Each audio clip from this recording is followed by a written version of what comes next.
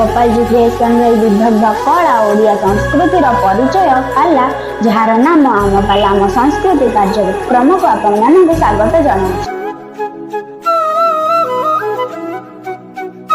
आपण माने शुणुंट मु देखिक भारी खुशी लगुला मत जे खुशी होती आजिकल ये आधुनिक सभ्यतार पाला परिवेशन लोक संख्या बहुत कमी जाइए किंतु एठी देखुची खूब आनंदर सहित समस्ते शुणुंट ये अनुष्ठान ये धर्मशाला पाला अनुष्ठान दीर्घ 73 वर्षर अनुष्ठान 1952 मसीह गढ़ी उठी तत्कालीन सबरेस्टर स्वर्गत नृसिंह चरण दास महोदय यहाँ आरंभ करते आज दीर्घ 73 वर्ष बयस पदार्पण पिलाटी कला भली ये पाला अनुष्ठान बंची रही आगुक बंची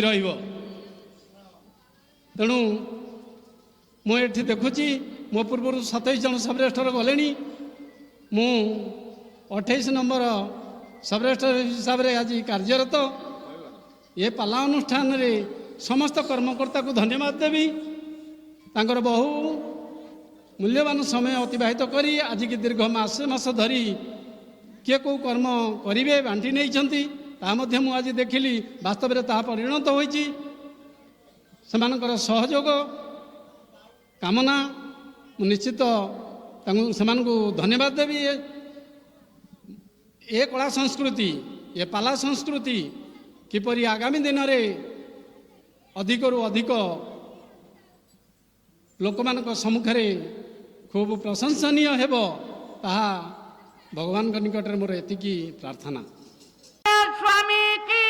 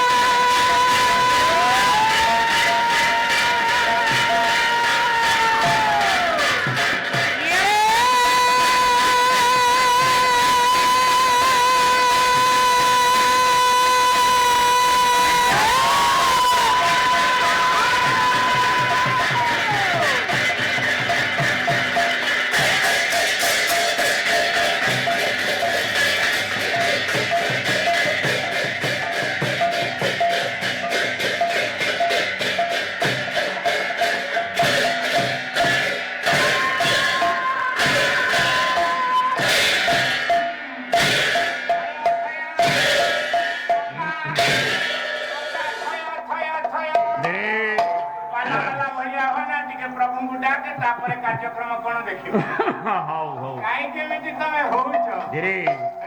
कका प्रभु को डाकिबा तापर कार्यक्रम कौन देखियो ओम श्रीमन श्री सत्यनारायण कर प्रीति अर्थे बोलानंद सागरे कबा हरे हरे बोला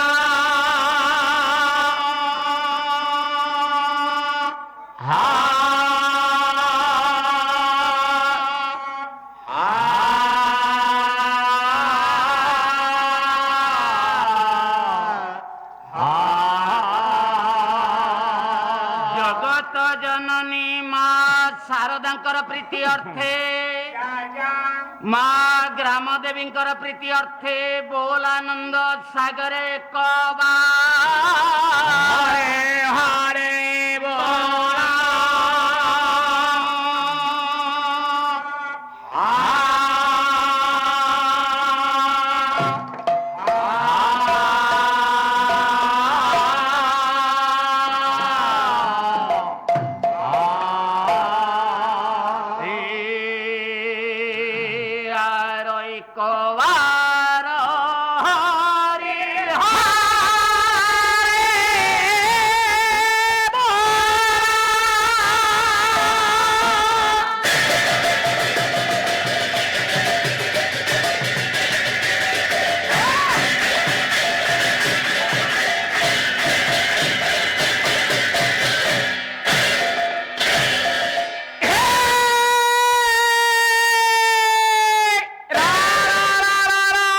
କକା କେତେ ବଡ଼ ପାର୍ଟିଟେ ରେ ବିଳମ୍ବ କରିବା ପ୍ରୟୋଜନ ପ୍ରୟୋଜନ ନାହିଁ ନାହିଁ।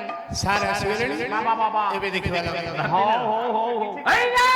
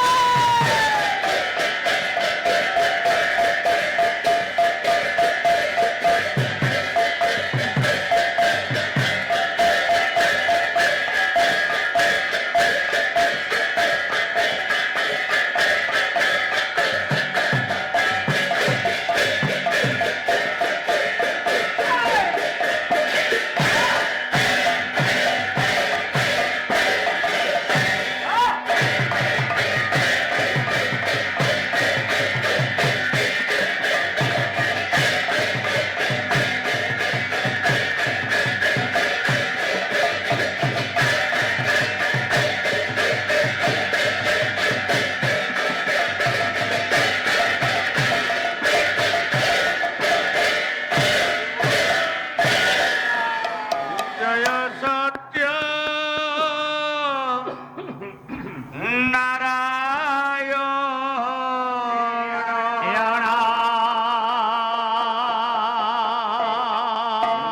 ମନମୋହନ ମୂରତି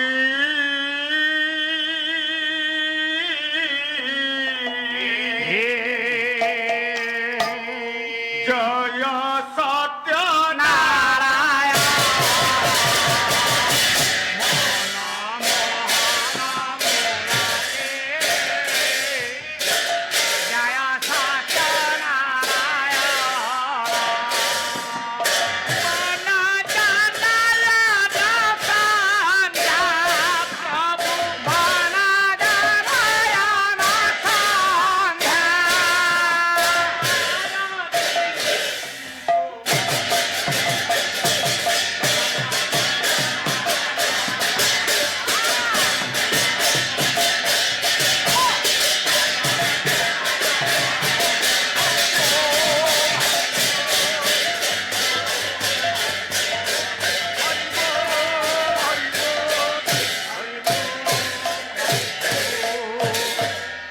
হরি হরি বল হরি বল হরি বল ହରି ରଖ ହରି ରଖ ଅନିରି ପୁଅକୁ ଏତିକି ଦୁଃଖ ମାଇକିନା ଝିଅ ହେଇଥାନ୍ତି ଆଶା ଦିଦି ଚାକିରି କରିଥାନ୍ତି ଧାରା ଶ୍ରାବଣ ମାସ ଶେଷର ରବିବାର ଦିଦି ବୁଢା ବାଡି ପଟେ ପଡିଛି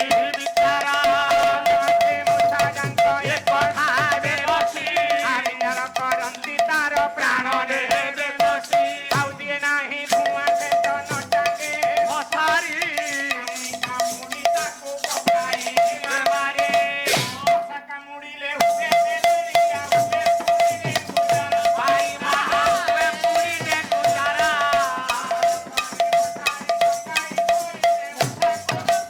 ଧରା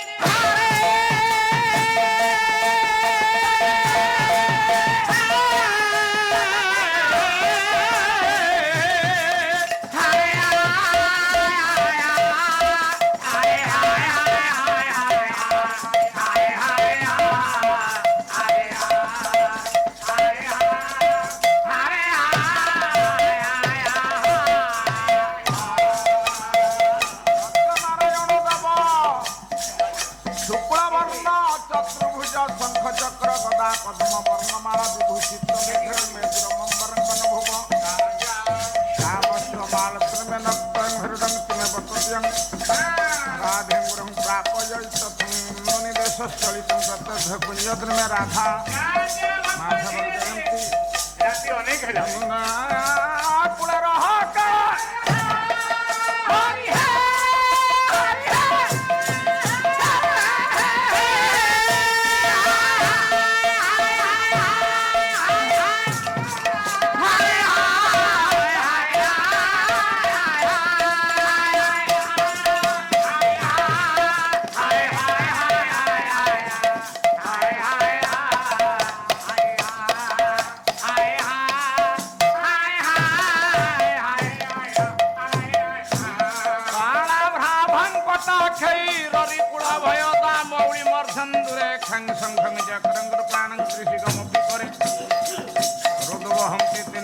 सिंहस्कंहादिरूढ़ा त्रिभुवनमखिलं तेजसास्त्रयं सिद्धा दुर्गां जयाख्यं त्रिदश परिवृत्ता सिकितं सिद्धिकामि योषाध्य साधिनी देवी सर्वसिद्धियार्थ साधिने मया निवेदितं भक्तं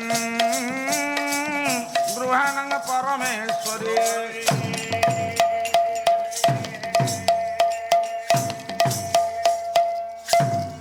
हिंदी बरनील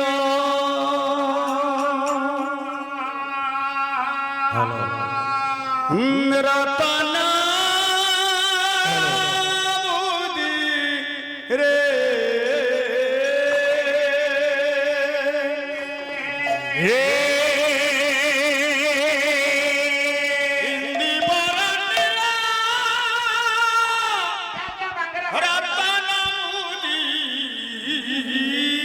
मोदी रे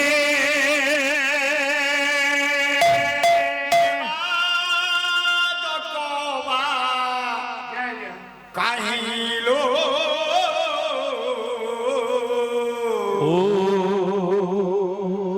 मोहन मुरती सही गुल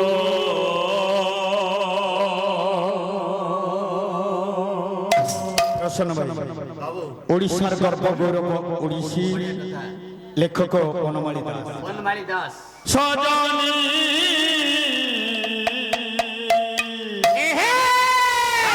मोहन मुरारी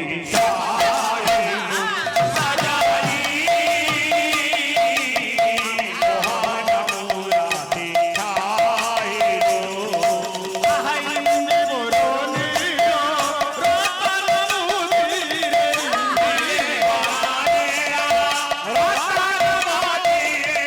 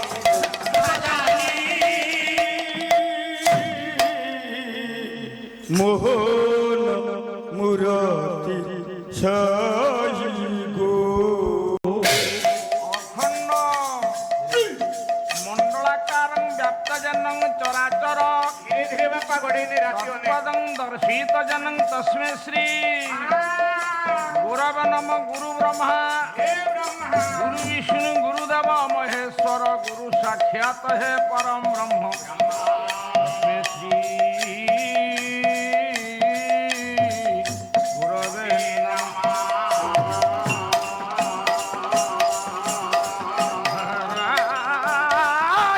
পরম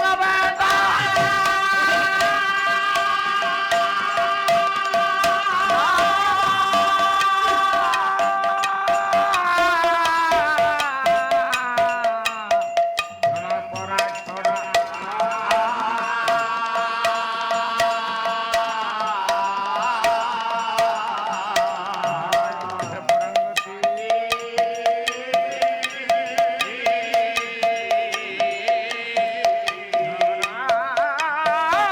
পরা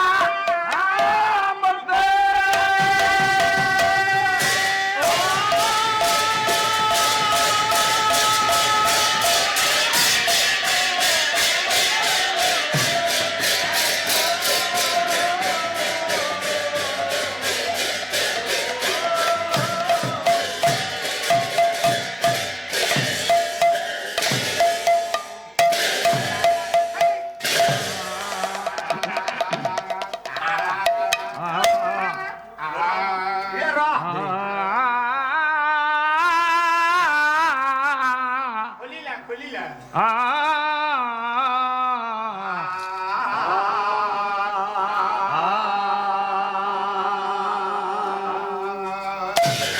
শক্তি স্বরূপ বৈষ্ণবী বৈষ্ণব যা যা যা বিশেশ্বরী ভগবতী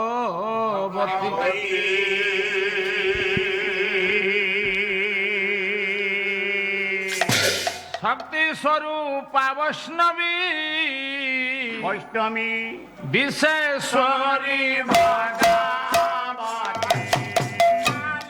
শক্তি স্বরূপ বৈষ্ণবী বিশেশ্বরী ভগবতী বিনীত মিনতি ঘেন বিনীত মিনতি ঘেন বিশ্বমোহিনী সাধবী বিশেশ্বরী ভগবতী শক্তি স্বরূপ বৈষ্ণবী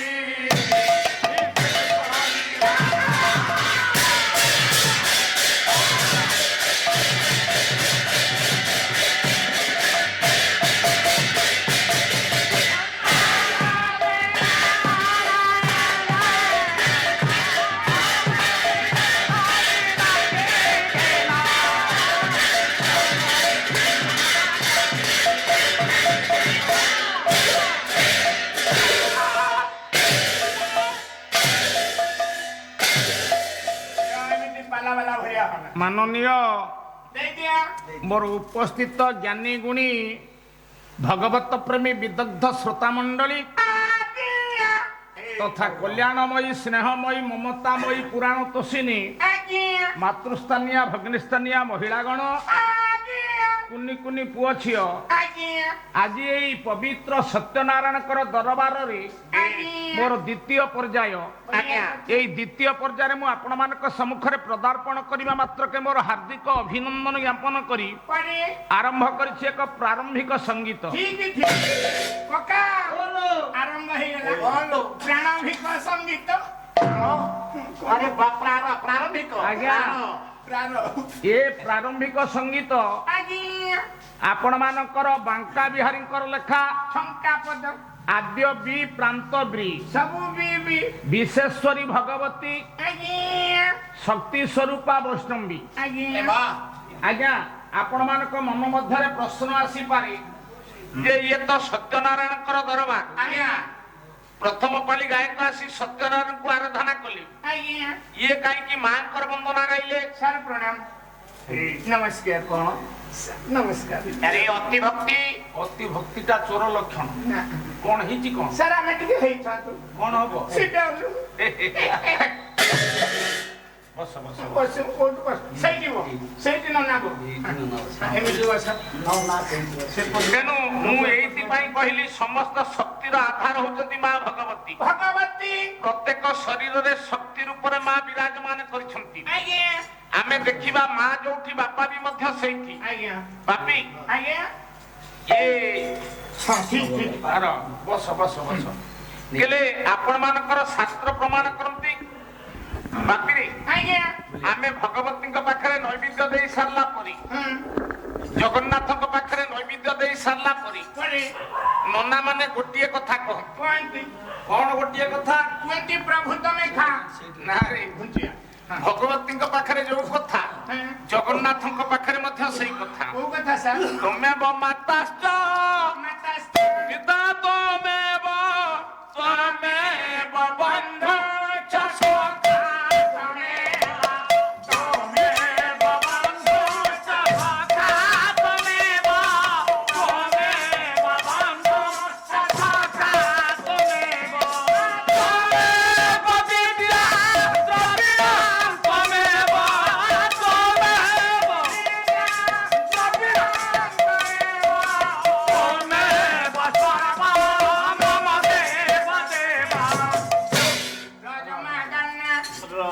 ଆମେ ଭଗବତୀଙ୍କ ପାଖରେ ଯୋଉ କଥା କହନ୍ତି ତୁମେ ମା ପାଲା ଆଜି ଘଣ୍ଟେ ଶୁଣିବା ସରିଯିବା ଜଗନ୍ନାଥଙ୍କ ପାଖରେ ମଧ୍ୟ ସେଇ ଗୋଟିଏ କଥା କହନ୍ତି ତୁମେ ପିତା ତୁମେ ମାତା ତୁମେ ମାତା ଆଜ୍ଞା ଜଗନ୍ନାଥ ତ ମା ଜଗନ୍ନାଥ ବାପା ବାପା ଆମେ ଜାଣିବା କିପରି ବୋଧେ ନନା ଗଞ୍ଜେଇ ଖାଇଦେଇ ବାପାକୁ କେମିତି ମା କହିବା ବାପିରେ ଆଜ୍ଞା ପ୍ରଭୁଙ୍କର ଗୋଟିଏ ପଟ ହଉଛି ଜଗତ ଗୋଟିଏ ପଟ ହଉଛି ନାଥ ନାଥ ତେଣୁ ପ୍ରଭୁଙ୍କର ନାକରେ ବସଣି ଅଛି ଅଛି ଆମେ ଦେଖନ୍ତି ପ୍ରଭୁଙ୍କ ନାକରେ ଯଦି ବସଣି ଅଛି ତାହେଲେ ପ୍ରଭୁ ଗୋଟିଏ ପଟ ହଉଛନ୍ତି ନାରୀ ଗୋଟିଏ ପଟ ହଉଛନ୍ତି ପୁରୁଷ ପିଣ୍ଡରେ ଯାହା ବ୍ରହ୍ମାଣ୍ଡରେ ମଧ୍ୟ ସେଇଆ ଆଚ୍ଛା ତମେ ଟିକେ ଛିଡା ହୁଅ ବାପି ଆଜ୍ଞା ତୁମେ ଟିକେ ଛିଡା ହୁଅ ଆଜ୍ଞା ମୁଁ ଷ୍ଟାଣ୍ଡ ଅପ୍ ନମସ୍କାର ଆଜ୍ଞା ମୁଁ କହିଛି ପିଣ୍ଡରେ ଯାହା ଅଛି ବ୍ରହ୍ମାଣ୍ଡରେ ମଧ୍ୟ ସେଇଆ ଅଛି ଆଜ୍ଞା ପିଣ୍ଡରେ ମା ଅଛନ୍ତି ବାପା ଅଛନ୍ତି ବ୍ରହ୍ମାଣ୍ଡରେ ମା ଅଛନ୍ତି ବାପା ଅଛନ୍ତି ଆଜ୍ଞା ଆଚ୍ଛା ବାପି ତମକୁ ଯଦି କେହି କହନ୍ତି ବାପିରେ ଆଜ୍ଞା ଏଇଟା ତମର କି ଅଙ୍ଗ ଏଇଟା ଭାତ ଖିଆ ରୁଟି ଖିଆ ପଲଉ ଖିଆ ମଟନ ଖିଆ ଚିକେନ ଖିଆ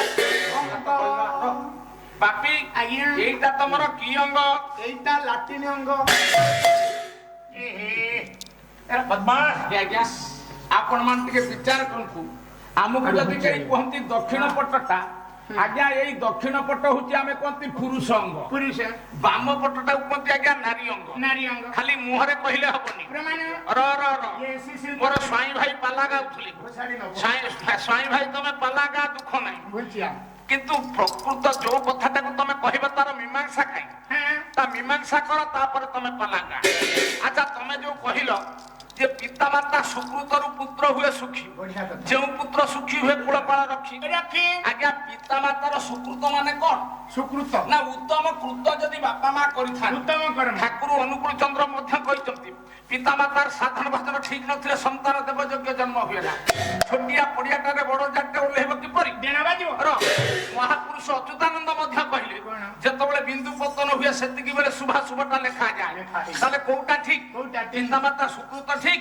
ନା ବିନ୍ଦୁ ଯୋଉ ସମୟରେ ପଡେ ସେଇଟା ଠିକ ଆଚ୍ଛା ଠାକୁର ଅନୁକୂଳ ଚନ୍ଦ୍ର ଏକଥା କହିଲେ ଆଜ୍ଞା ଆପଣ ମାନଙ୍କର ପରମ ଶାସ୍ତ୍ର ଭାଗବତରେ ଜଗନ୍ନାଥ ଦାସ କହିଛନ୍ତି ଏ ଜୀବ ଯାହାକୁ ଦେଖିକିରି ଯାଇଥାଏ ପର ଜନ୍ମରେ ସେଇ ରୂପକୁ ନେଇକିରି ଜନ୍ମ ଗ୍ରହଣ କରେ ତାହେଲେ ସବୁ କଥାଟାକୁ ଯଦି ଗୋଟିଏ ଜାଗାରେ ପହଞ୍ଚାଇ ପାରିଥାନ୍ତ ତାହେଲେ ଆମେ ଜାଣିଥାନ୍ତେ ପିତା ମାତା ସୁକୃତରୁ ପୁତ୍ର ହୁଏ ସୁଖୀ ଆଜ୍ଞା ଆପଣ ମାନେ ଦେଖନ୍ତୁ ପରମ ଶାସ୍ତ୍ର ଭାଗବତରେ ଜଗନ୍ନାଥ ଦାସ କହିଛନ୍ତି କହିଲେ ଜଗତେ ଯେତେ ନଦହାଣତି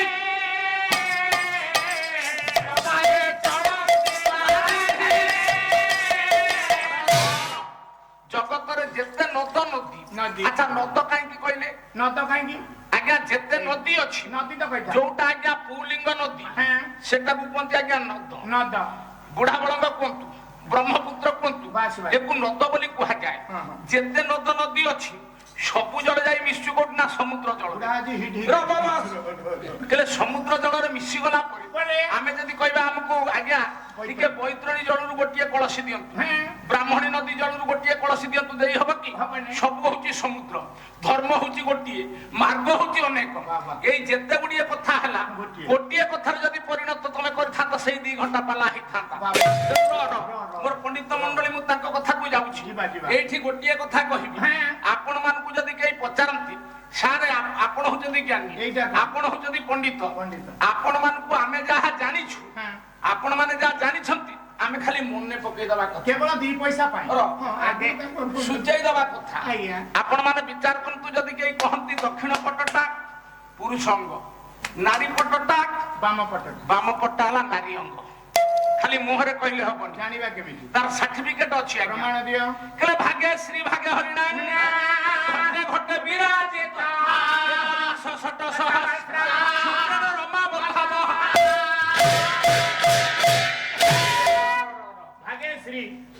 ଆଜ୍ଞା ଦେଖନ୍ତୁ, ବାମ ପଟା ମୁଁ କହିଛି ନାରୀ ଅଙ୍ଗ, ଭାଗ୍ୟଶ୍ରୀ, ଶ୍ରୀ ବୋଇଲେ କି ଶୋଭା, ଶ୍ରୀ ବୋଇଲେ କି ଲକ୍ଷ୍ମୀ, ଶ୍ରୀ ବୋଇଲେ କି ଶ୍ରୀ। କହିଲେ ବାମ ପଟରେ ଆମର ଶ୍ରୀ ଅଛି, ଲକ୍ଷ୍ମୀ ଅଛନ୍ତି। କହିଲେ ଭାଗ୍ୟଶ୍ରୀ ଭାଗ୍ୟ ହରିନାମ, ଦକ୍ଷିଣ ପଟରେ ହରି ଘଟେ ଘଟେ ବିରାଜିତ। କେମିତି? ପ୍ରତ୍ୟେକ ଘଟରେ ବିରାଜମାନ କରୁଛନ୍ତି। କିପରି? ନା 21 ଶତ ସହସ୍ର ସୂତ୍ରଣ ହବ ପ୍ରତ୍ୟେକ ଦିନ ଏ ଯିବ 21,600 ଥର ଆମେ ପ୍ରଭୁଙ୍କର ନାମକୁ ଧରୁଛନ୍ତି। କିପରି? ନା ଆପଣ ମାନଙ୍କର ମହାପୁରୁଷ ଅଚ୍ୟୁତ କହିଲେ, କହିଲେ ପର ମହଂସ ଆଶ୍ରୟ ଓଟେ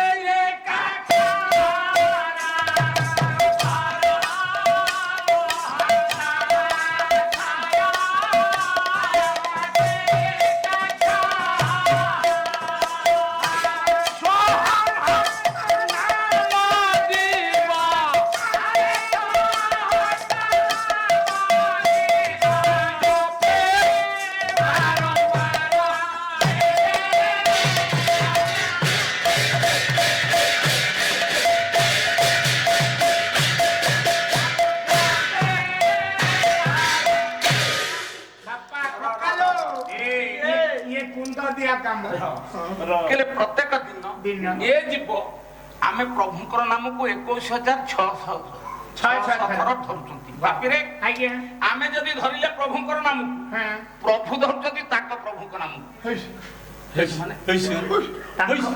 କଣ ପ୍ରଭୁ ଉପରେ ପ୍ରଭୁ? ଆମେ ତ ସବୁବେଳେ ପ୍ରଭୁଙ୍କୁ ଡାକୁଛୁ, ପ୍ରଭୁଙ୍କ ଉପରେ ଆଉ କିଏ ପ୍ରଭୁ ଅଛି? ଏ ମୂର୍ଖ, ପ୍ରଭୁଙ୍କ ଉପରେ ପ୍ରଭୁ ନାହାନ୍ତି। ଆଜ୍ଞା ପ୍ରକୃତ କଥା, ସମସ୍ତେ କହନ୍ତି ଆମେ ଯାହା ଡାକୁଛନ୍ତି ପ୍ରଭୁ, ପ୍ରଭୁ ଧରିଛନ୍ତି ତାଙ୍କ ପ୍ରଭୁଙ୍କ ନାମ। ଓହୋ ବୁଝିଲି, ଜାଣିଲି। ପ୍ରଭୁଙ୍କ ଉପରେ ପ୍ରଭୁ କିଏ? ଯୋଉଠି ପତାକା ଉଡୁଛି, ଯୋଉଠି ପତାକା ଉଡୁଛି ସେ ହଉଛି ପ୍ରଭୁଙ୍କ। ନାଇଁ ଆଜ୍ଞା, ଆପଣ ମାନଙ୍କର ମହାପୁରୁଷ ଅଚ୍ୟୁତ କହିଲେ। ପାଲା କୋଉଠି ଦେଖ? କହିଲେ ଏ ଅଣ୍ଡିରା ହଂସ ଯେ ଡିମ୍ବକା ଦେଇଛି ତା ମଧ୍ୟରେ ଯୋଡ଼ିଏ ଛୁଆ।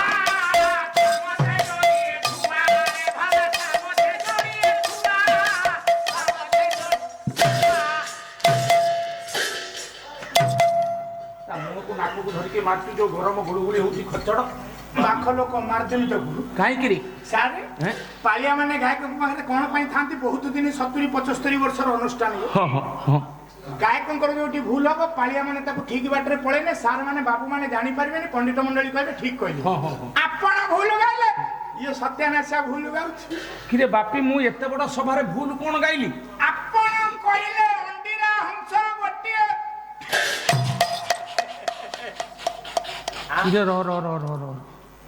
ଓ ମୁଁ ଯୋଉ କହିଲି ଅଣ୍ଡିରା ହଂସ ଗୋଟିଏ ଡିମ୍ବ ଦେଇଛି, ସାର୍ ଆପଣ ପଢିଛନ୍ତି ଠିକ, କହୁଛନ୍ତି ଭୁଲ। ମାନେ ଅଣ୍ଡିରା ମାଇ ଗୋଟିଏ ପାଛରେ ଥିଲେ, ମାଇ ଡିମ୍ବ ଦେଇକି ଚାଲିଗଲା, ଅଣ୍ଡିରା ତାକୁ ଉଷୁମ ବସିଲା। ଅଣ୍ଡିରା କୋଉଠି ଡିମ୍ବ ଦେଲା? ନାଇଁ ଆଜ୍ଞା, କହିଲେ ଅଣ୍ଡିରା ହଂସ ଯେ ଡିମ୍ବକେ ଦେଇଛି ତା ମଧ୍ୟରେ ଯୋଡ଼ିଏ ଛୁଆ।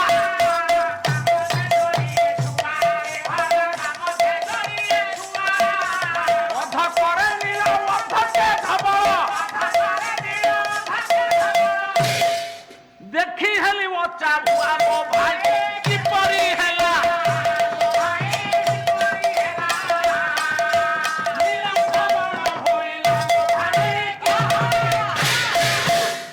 ସମୟ 900 କର। ଆଜ୍ଞା ପାଲା ଘଣ୍ଟେ ଶୁଣିବେ ଏଠି ଅଣ୍ଡିରା ହଂସ ମହାପୁରୁଷ ଅଚ୍ୟୁତ କଲେ ଗୋଟିଏ ଡିମ୍ବ ଦେଇଛି। ପଳେଇ ଚାଲନ୍ତୁ ସାର୍ ବସ୍। ୟା ପରେ ଆଉ କଣ କହିବେ ଅଣ୍ଡିରା କୋଉଠି ଇଏ ରହ ଟିକେ ମୁଁ କହିସାରେ। କୁହନ୍ତୁ ଯାହାକୁ ଆପଣ ମାନଙ୍କର ପରମ ଶାସ୍ତ୍ର ଭାଗବତରେ ଜଗନ୍ନାଥ ଦାସ କହିଛନ୍ତି। ଦାସ କୁହନ୍ତୁ କହିଲେ ଅଜାତ ପକ୍ଷୀ ଭରା ମାନେ ମାତା ଲড়াই ଅନୁକ୍ଷଣେ। ସେ ହଉଛି ଆଜ୍ଞା ଅଜାତ ପକ୍ଷୀ, ତାକୁ କେହି ଜନ୍ମ ଦେଇନା। ସେ କହିଲେ ମତେ ଜଗତକୁ ମୁଁ ଜନ୍ମ ଦେଇଛି, ମତେ କେହି ଜନ୍ମ ଦେଇନାହାନ୍ତି। ଆଉ ଜଗତକୁ ରୂପ ମୁଁ ଦେଇଛି, ମତେ କେହି ଦେଇନାହାନ୍ତି। ଦେଇନାହାନ୍ତି ଜଗତକୁ ରଙ୍ଗ ରସ ସବୁ ମୁଁ ଦେଇଛି, ମତେ କେହି ଦେଇନାହାନ୍ତି। ସେ ହଉଛି ଅଜାତ ପକ୍ଷୀ। କିଏ କିଏ ସାର୍ ନା ଅଣାକ୍ଷର ହେଲା ଅଜାତ ପକ୍ଷୀ। ଏକାକ୍ଷର ନାମକ ଗୋଟିଏ ଡିମ୍ବ ଦେଲା, ହଂସ ତା ଦେଲା ଭିତରୁ ଦିଟା ଛୁଆ ଜନ୍ମ ହେଲେ। ଗୋଟିଏ ଜୀବ ହଂସ, ଗୋଟିଏ ହଉଛି ପରମ ହଂସ। ଇଏ ରହିଲେ କୋଉଠି କୋଉଠି ସାର୍ ନା ଗଛରେ। ହଁ ବାପି ତମେ ହଉଛ ଗୋଟେ ଗଛ। ହଁ ତମେ କି ଗଛ? ବିଛୁଆତି ବିଛୁଆତି ରହିକି ତୁଳସୀ ଗଛ ହବନି? ନାଇଁ ଆଜ୍ଞା, ଆମେ ମାନେ ସମସ୍ତେ ହଉଛନ୍ତି ଗୋଟିଏ ଗୋଟିଏ ଓଲଟ ବୃକ୍ଷ। ତେଣୁ ମହାପୁରୁଷ ମାନେ ଆପଣ ମାନଙ୍କର ମହାପୁରୁଷ ଅଚ୍ୟୁତାନନ୍ଦ କହିଲେ ଜୀବ ପରମ ସେ ହଉଛନ୍ତି ଦିଟା ହଂସ। ଆଜ୍ଞା ଅନ୍ୟ କବି ମାନେ କହିଛନ୍ତି ଶୁଆ ସାରି, ଏବଂ ତତ୍ତ୍ୱବିତ୍ତି କବି ମାନେ ବି ମଧ୍ୟ କହିଛନ୍ତି ପାରା। ସେଥିପାଇଁ କହିନାହାନ୍ତି ନା ଲୋଟଣୀ ପାହାରା ଇଏ ଓଲଟ ବୃକ୍ଷେ ଖେଳୁଛି। ଲୋଟଣୀ ପାହାରା ଓଲଟ ବୃକ୍ଷେ ଖେଳୁଛି। ଲୋଟଣୀ ପାହାରା ଓଲଟ ବୃକ୍ଷେ ଖେଳୁଛି। ଓଠା କାଠେ ପଞ୍ଜୁରୀ, ଓଠା କାଠେ ପଞ୍ଜୁରୀ, ନ ପଡେ ଧରା ଓଲଟ ବୃକ୍ଷେ ଖେଳୁଛି। ଲୋଟଣୀ ପାହାରା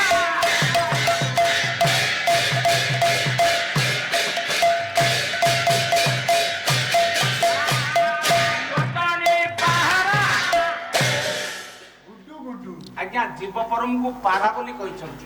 ଏଠି ମହାପୁରୁଷ ଅଚ୍ୟୁତ କଲେ ସିଏ ଗୋଟିଏ ଜୀବ ହଂସ, ଗୋଟିଏ ହଉଛି ପରମ ହଂସ। ଆମେ ହଉଛନ୍ତି ଗୋଟିଏ ଗୋଟିଏ ବୃକ୍ଷ। ଇଏ ଶରୀର ରୂପକ ବୃକ୍ଷରେ ଜୀବ ପରମ ରୂପକ ପାରା ରହିଲେ। କଣ ଯିବା କି ସାର୍ ଆଜ୍ଞା କଣ ଟାଇମ୍ ନା ଆଉ କାଲିକା ବାଜି କଥା ଆଜ୍ଞା ଏଇ ଯୋଉ ଦିଟା ପାରା ଇଏ ରହିଲେ କୋଉଠି କୋଉଠି ସାର୍? ନା ଶରୀର ରୂପକ ବୃକ୍ଷରେ। ସେ ବୃକ୍ଷରେ ଯେତେ ଗୁଡିଏ ଫଳ ଫଳେ ଆପଣଙ୍କର ପରମ ଶାସ୍ତ୍ର ଭାଗବତରେ ଜଗନ୍ନାଥ ଦାସ କହିଲେ କହିଲେ ସେ ବୃକ୍ଷ ଯେତେ ଫଳ ଫଳେ ତାହା ଭୁଜଇ ଜଣେ।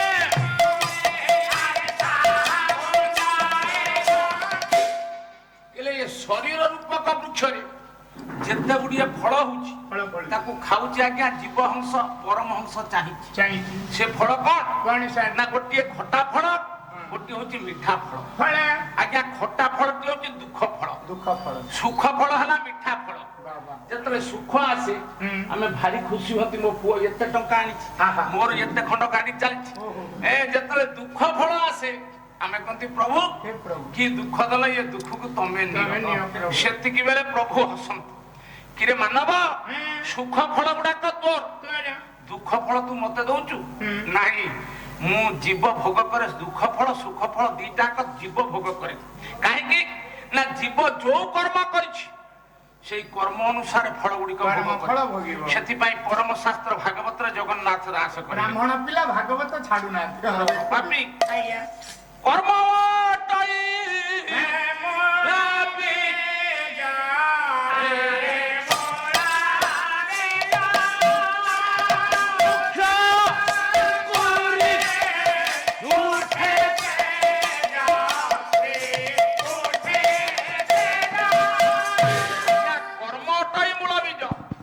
ଆମେ ଯଦି ଆମ୍ବଟାକୁ ଗୋଟେ ପୋତି ଦେଇ ଭାବିବା ଗୋଟେ ଆପେଲ ଗଛ ହନ୍ତା ସାରା ହବ କି?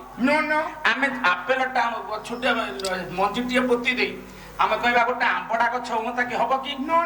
ହେଲେ ଜୀବ ଯୋଉ କର୍ମ କରିଛି ସେ କର୍ମ ଅନୁସାରେ ଖଟା ଫଳ ତାର, ମିଠା ଫଳ ତାର। ଖାଲି ମୁଁ ସାକ୍ଷୀ ସ୍ୱରୂପ ତାକୁ ଦେଖେ।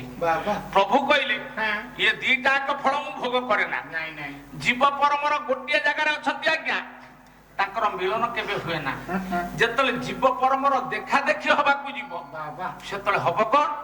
ଆପଣ ମାନଙ୍କର ଗୋଟିଏ ପଦ ସିଦ୍ଧିୟ ସାଧୁ ସାଧୁ ଅରକ୍ଷିତ ଗୋଟିଏ ପଦ ଓଳା ଶୁଣି ମଠର ମହନ୍ତ ଗୋଟିଏ ପଦ ପ୍ରମାଣ କଲେ। ଅରକ୍ଷିତ ବାବା ଓଳା ଶୁଣି ମଠର ମହନ୍ତ। ଦେଖେ କଣ ଦିନେ ଯୁଗଳ ଲୀଳା ବଢିଆ ମାଇକ ନିତଣି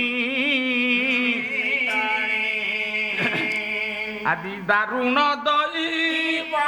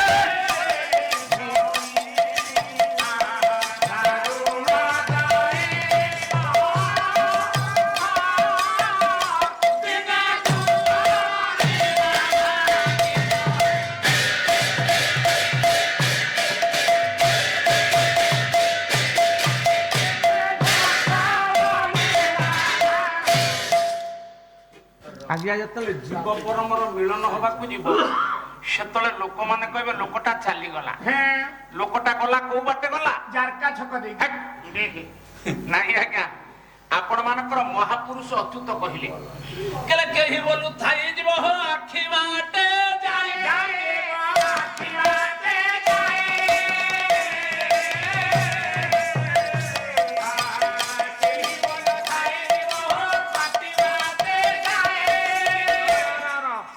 ଲୋକମାନେ କହିବେ ଇଏ ଜୀବୁଟା ଯିବା ବେଳେ ଆଖି ବାଟେ ପଳେଇଲା। ଜୀବ ଯିବା ବେଳେ ବୁଢାପା ଆଖିଟାକୁ ଖୋଲିକି ଯାଇଥିଲା ତେଣୁ ତା ଜୀବୁଟା ଆଖି ବାଟେ ପଳେଇଲା। କେହି କେହି କହନ୍ତି ନା ନା ଜୀବ ଆଖି ବାଟେ ଯାଏ ନା। ମୁଁ ଦେଖିଲି ବୁଢା ଆଖିଟାକୁ ଖୋଲିଥିଲା କରିଥିଲା ତା ପାଟି ବାଟେ ଜୀବଟା ପଳେଇଲା। ମହାପୁରୁଷ ଅଚ୍ୟୁତ କହିଲେ ଜୀବ ଆଖି ବାଟେ ଯାଏ ନା ପାଟି ବାଟେ ଯାଏ ନା। ଯେଉଁ ବାଟେ ଆସିଥାଇ ସେହି ବାଟେ ଜୀବ ଯୋଉ ବାଟରେ ଆସିଛି ସେଇ ବାଟରେ ଯିବ। ସେ ବାଟଟା କିଏ? ତାହାର ନାମଟି ତାକୁ ଦୁକୁ ଦୁକି ବୋଲି କୁହନ୍ତି।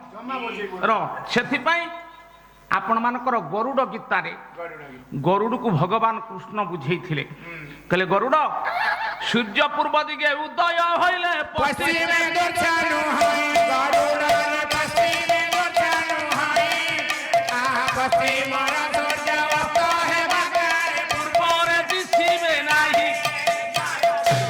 ସୂର୍ଯ୍ୟ ପୂର୍ବ ଦିଗରେ ଉଦୟ ହଉଛି ଆଜ୍ଞା ଯାଉଛି ଆସୁଛି ଯାଉଛି ଆସୁଛି ବାବା ଯେତେବେଳେ ପଶ୍ଚିମ ଦିଗରେ ଅସ୍ତ ହେବେ ସୁଷୁମ୍ନା ଦ୍ୱାରରେ ଅସ୍ତ ହେବେ ଆଉ ପୂର୍ବ ଦିଗକୁ ଫେରିବେନି। ତେଣୁ କହିବାର ତାତ୍ପର୍ଯ୍ୟ ଆମେ ଆସିଛନ୍ତି ସମସ୍ତେ ଚାଲିଯିବା। ଜଗତ ଭିତରେ କେହି ଅମର ହେଇକି ରହିନାହାନ୍ତି। ବାପି ପ୍ରଭୁ କହିଲେ କହିଲେ ଇଏ ଆମେ ମାନେ ସମସ୍ତେ କହନ୍ତି ଯେ ସାର୍ ଇଏ ଲୋକଟା ଆସିଥିଲା ଖାଲି ଗଲା ଖାଲି ହାତରେ ନାଇଁ ଆଜ୍ଞା। ଆଉ ଜୀବ ଆସିଲା ବେଳେ କିଛି ନେଇକିରି ଆସିଥାଏ ଯିବା ବେଳେ କିଛି ନେଇକିରି ଯାଏ। କଣ କଣ କାଇଁ ମୋ ନାତି ତ ଆଇଲା 21 ଦିନ ପର ଦିନ ପୂଜା ଗଲା କାଇଁ କିଛି ଆଣି ନଥିଲା ଆମେ କିଣିକି ତାକୁ ଡ୍ରେସ ପିନ୍ଧିଥିଲୁ। ବାପି ଆମେ ପୂର୍ବ ଜନ୍ମର ପ୍ରାରବ୍ଧ ନେଇକିରି ଏ ଜନ୍ମରେ ଜନ୍ମ ହୁଅନ୍ତି ଏବଂ ଯିବା ବେଳେ ଜୀବ କଣ ନେଇକିରି ଯାଏ? ଉଦ୍ଧାର କାର୍ଡ। ଆଧାର କାର୍ଡ କଣ ଉଦ୍ଧାର? ଆପଣ ମାନଙ୍କର ସଂସ୍କୃତରେ ଜୀବ ଗୋସ୍ୱାମୀ କହିଲେ ଘୃଷ୍ଟଂ ଘୃଷ୍ଟଂ ତେଜତିନ ପୁର ଚନ୍ଦନଂ ଚାରୁଣ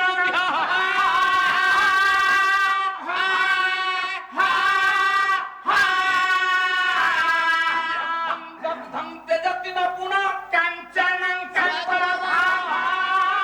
ଛିନ୍ନଂ ଛିନ୍ନଂ ତେଜତିନ ପୁଣ ସ୍ୱାଦୁତା ବିଖାଦଙ୍ଗା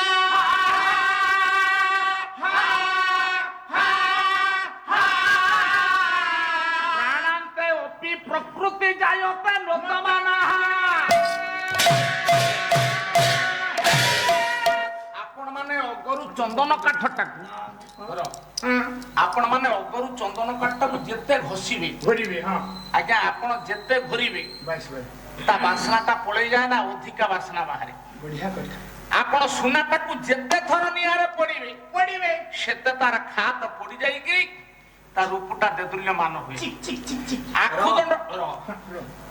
ଆଖୁଦଣ୍ଡଟାକୁ ଆପଣ ଚୋବେଇକି କାଢି ଦେଇଥିବେ ସାରେ ଇଏ ପେଡି ଦେଇକି ସେପଟୁ ଆଖୁଦଣ୍ଡ ପେଡା ସରିଲା ପରେ ସେପଟୁ ଯାଇ ଟିକେ କାମୁଡି ଦେବେ ସେ ମିଠା ଲାଗିବ ପ୍ରାଣାନ୍ତେ ଅପି ପ୍ରକୃତି ଜାୟତେ ନୂତମାନ ଲୋକମାନେ କହନ୍ତି ଲୋକଟା ମରିଗଲା ତା ପ୍ରକୃତି ଗଲାନି ସେ ତା ପ୍ରକୃତି କି ନେଇ ଏ ଜନ୍ମର ତାର କର୍ମକୁ ନେଇ ସେ ଯାଇଥାଏ ପର ଜନ୍ମରେ ପୂର୍ବ ଜନ୍ମର ପ୍ରାରବ୍ଧରେ ସେ ଜନ୍ମ ଗ୍ରହଣ କରି ବାବା ତେଣୁ ଭଗବାନ କହିଲେ ଯାହାର ବାଲ୍ୟ ସମୟରେ ମୋ ସହିତ ସମ୍ପର୍କ ଅଛି ସେ ମୋ ଅକ୍ଷୟ ବ୍ରହ୍ମଧାରେ ଲୀନ ହେଇଯାଏ ବାବା ବାପା ସାରେ ସାରେ ସାରେ ବାଲ୍ୟ କାଳୁ ମୋ ସହିତ ଟଚ୍ ର କଣ ହେଲା ସାରେ ବାଲ୍ୟ କାଳୁ ସେ ପ୍ରଭୁ କହିଲେ ବାଲ୍ୟ କାଳରୁ ଯାହାର ମୋ ସହିତ ସମ୍ପର୍କ ଅଛି ସେ ମୋ ଅକ୍ଷୟ ବ୍ରହ୍ମଧାରେ ଲୀନ ହବ ଯାହାର ବାଲ୍ୟ କାଳରୁ ସମ୍ପର୍କ ମୋ ସହିତ ନାହିଁ ସେ ପ୍ରାଣର ଯିବା ବେଳେ ସେ କହୁଥିବ ବାପା ଟିକେ ରାମ ରାମ କୁହ ବାପା ଟିକେ ହରି ହରି କୁହ ତା ପାଟିରେ ହରି ହରି ପଶିବ ନା ରାମ ରାମ ପଶିବ ବାପା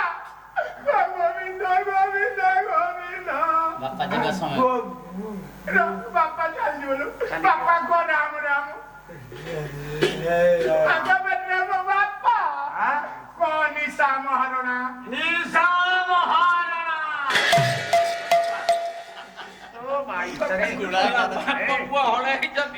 ବାପା ପାଟିରେ ରାମ ରାମ ପଶୁନି ବାପା ହରି ହରି କହ ସେ ପାଟିକି ଘନ ଘନ କହୁଛି ହରି ହରି ହରି ଦେଖିଲା ବେଳକୁ କହିଲା ନିଶା ମହାରାଣା ବାପ ଗର୍ଜିକିରି କରୁଛି ନିଶା ମହାରାଣା ବାଲ୍ୟକାଳୁଟା ଟଚ୍ ଅଛି ପ୍ରଭୁ କହିଲେ ବାଲ୍ୟକାଳରୁ ଯାହାର ମୋ ସହିତ ସମ୍ପର୍କ ଅଛି ସେ ପାଟିରେ ନଥଉ ପ୍ରାଣର ପ୍ରୟାଣ ସମୟରେ ମତେ ଖାଲି ସ୍ମରଣ କରିବା ମାତ୍ରକେ ମୁଁ ତାକୁ ଦର୍ଶନ ଦେଇଦିଏ ଆପଣ ମାନଙ୍କର ଭଗବତ ଗୀତାରେ ଭଗବାନ ଶ୍ରୀକୃଷ୍ଣ ଅର୍ଜୁନକୁ ବୁଝାଇଲେ ଭଗବତ ଗୀତାରେ କହିଲେ ଅନ୍ତକାଳେ ଚମାମେ ସମତ ଭାବ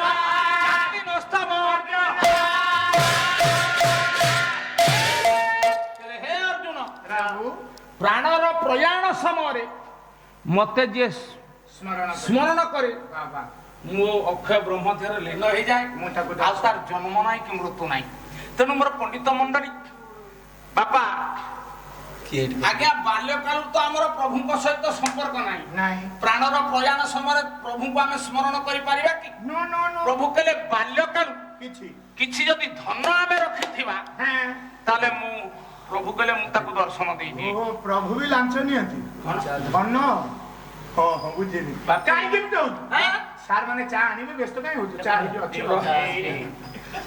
ବାପା ଇଏ ଚା ପିଇବାର ବାଗଟା ପାଇଛି ଆମ ବାମୁଣିଆ ଲୋକ ଟିକେ ଆଜ୍ଞା ଆପଣ ମାନେ ଟିକେ ବିଚାର କରନ୍ତୁ ବାଲ୍ୟକାଳୁ ଯେ ବାଲ୍ୟକାଳରୁ ଆମେ ଧନୁକୁ ରଖିବା ଧନ ମାନେ କଣ ଟଙ୍କା ଆଉ ସୁନା ସୁନା ନୁହେଁ 92,000 ବାପି ଜମିବାଡି ନୁହେଁ କୋଠା ନୁହେଁ ଟ୍ରାକ୍ଟର ନୁହେଁ ଆଉ କଣ ୟା ଭିତରେ ଧନ କୋଉଠି ବାପି ଆଜ୍ଞା ଯୋଉ ଧନୁକୁ ରଖିଥିବା ଚୋର ଆସିଲେ ନେଇ ପାରିବନି ଯୋଉ ଧନୁକୁ ରଖିଥିବା ପାଣିରେ ଯଦି ଆସେ ବନ୍ୟା ଆସେ ସେ ବୁଡେଇବନି ଯୋଉ ଧନୁକୁ ରଖିଥିବା ଯଦି ନିଆଁ ଲାଗିଯାଏ ସେ ପୋଡିବନି ବାପି ସେଇଟା କି ଧନ ରାସନ କାର୍ଡ ମୁଣ୍ଡ ପିଛା 5 କିଲୋ ଯଦି ପୋଡିଗଲା କମ୍ପ୍ୟୁଟର ନମ୍ବର ଚିପି ଦବୁ ପୁଣି ଖଣ୍ଡେ ବାହାରି ବାଲ୍ୟକାଳରୁ ଆମେ ଧନ ରଖିବା କି ଧନ ବାଲ୍ୟକାଳୁ ଧନ